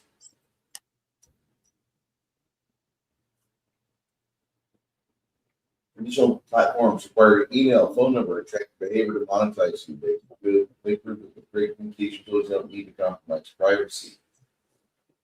The features does it offer: text and voice, channel categories, direct messaging with individuals and groups, real-time chat reactions and replies, shared images and videos, frame system, customizable profiles and notifications. Nothing requires personal information. Is it free? Okay, using it is and will always be free. If you need more server resources like file storage or anything else, quality of life feature, maybe in the future offered as an optional paid upgrade. Any paid features will be clearly communicated in advance. Messaging, servers, direct messages, that shit's free. Is there a mobile app for Cloak? Not yet. It's available through web browsers. Okay. Is there a desktop app? No, it's going through your web browser. Okay.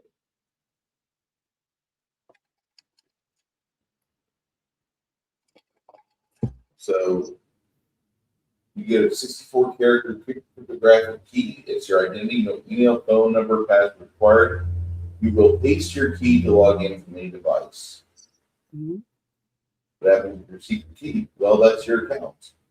By design, we can't recover it for you. This ensures real privacy because no information is stored that can identify you. Save your key in a secure location like a text manager.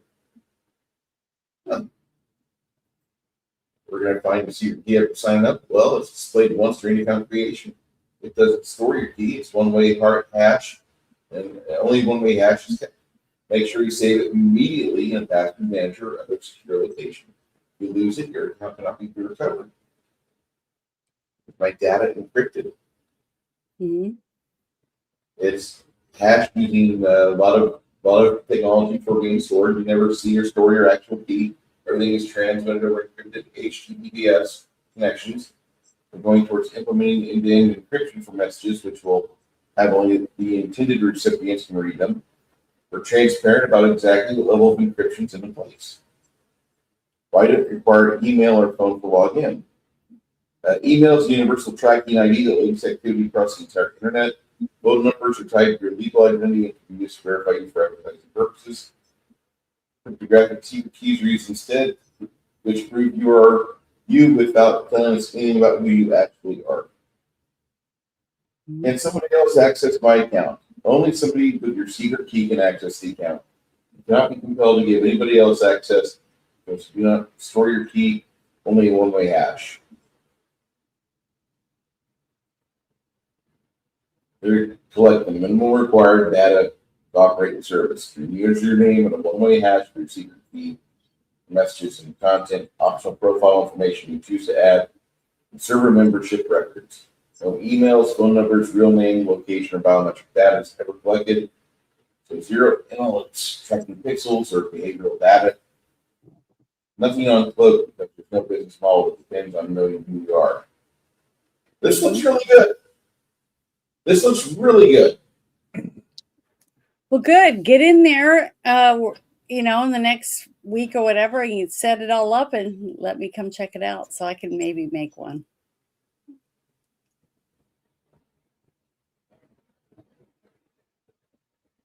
I'll look at it. I'll look at it tonight. I'm currently busy, Janet.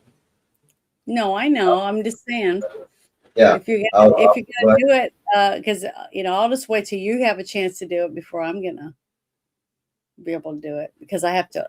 The only reason I was able, to set mine up the way I did is because I went to yours and looked at it and tried to,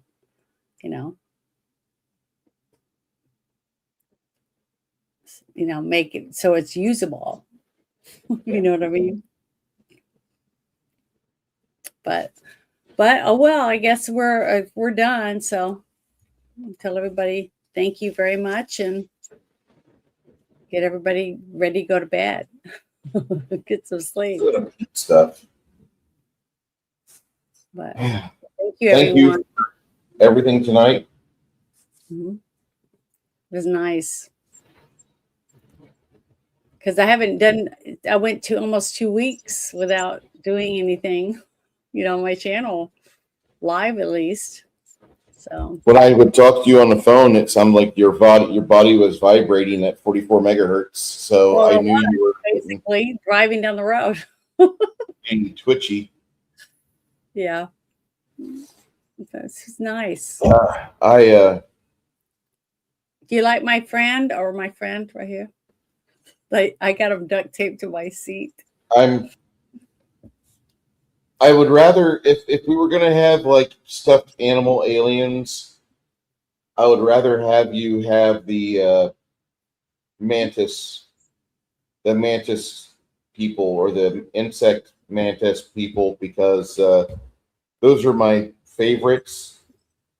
Well, I already had this one, so I get it.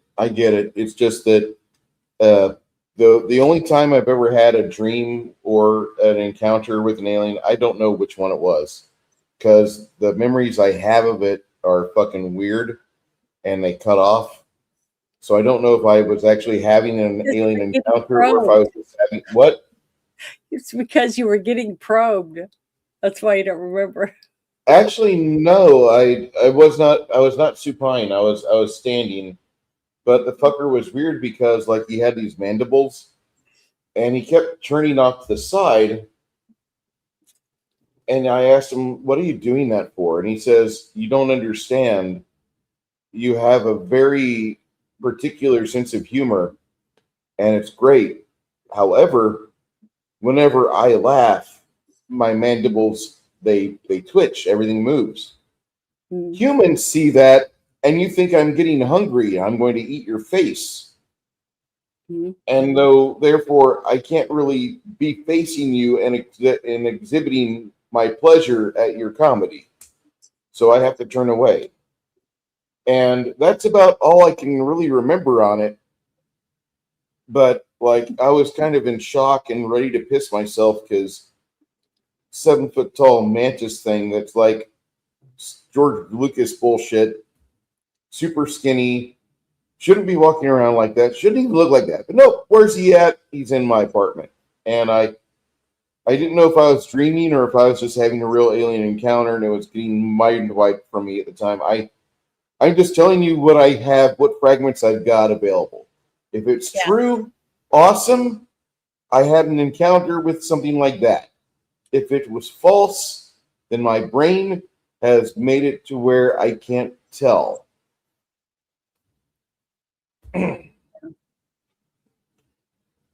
Janet, you see Skull Spotter in there?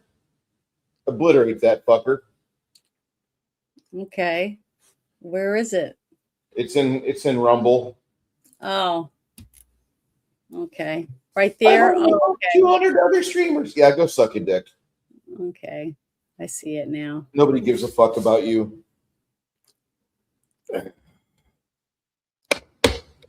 Yeah, I You have hardly nothing else you want, you have nothing else you want to talk about at all. Nope. I'm done. Okay. Well, then let's show the people the door and enjoy. It's 1 a.m. So, but thank you everyone for hanging out with us, and it was fun. And I hope you guys have a wonderful weekend. And if you want, don't forget, you can hang out with us on Sunday and watch a movie. It's gonna be good. So you guys have a wonderful night, and I'll talk to you everybody later. See ya. Good night, Bruce. You will, everybody. God bless you.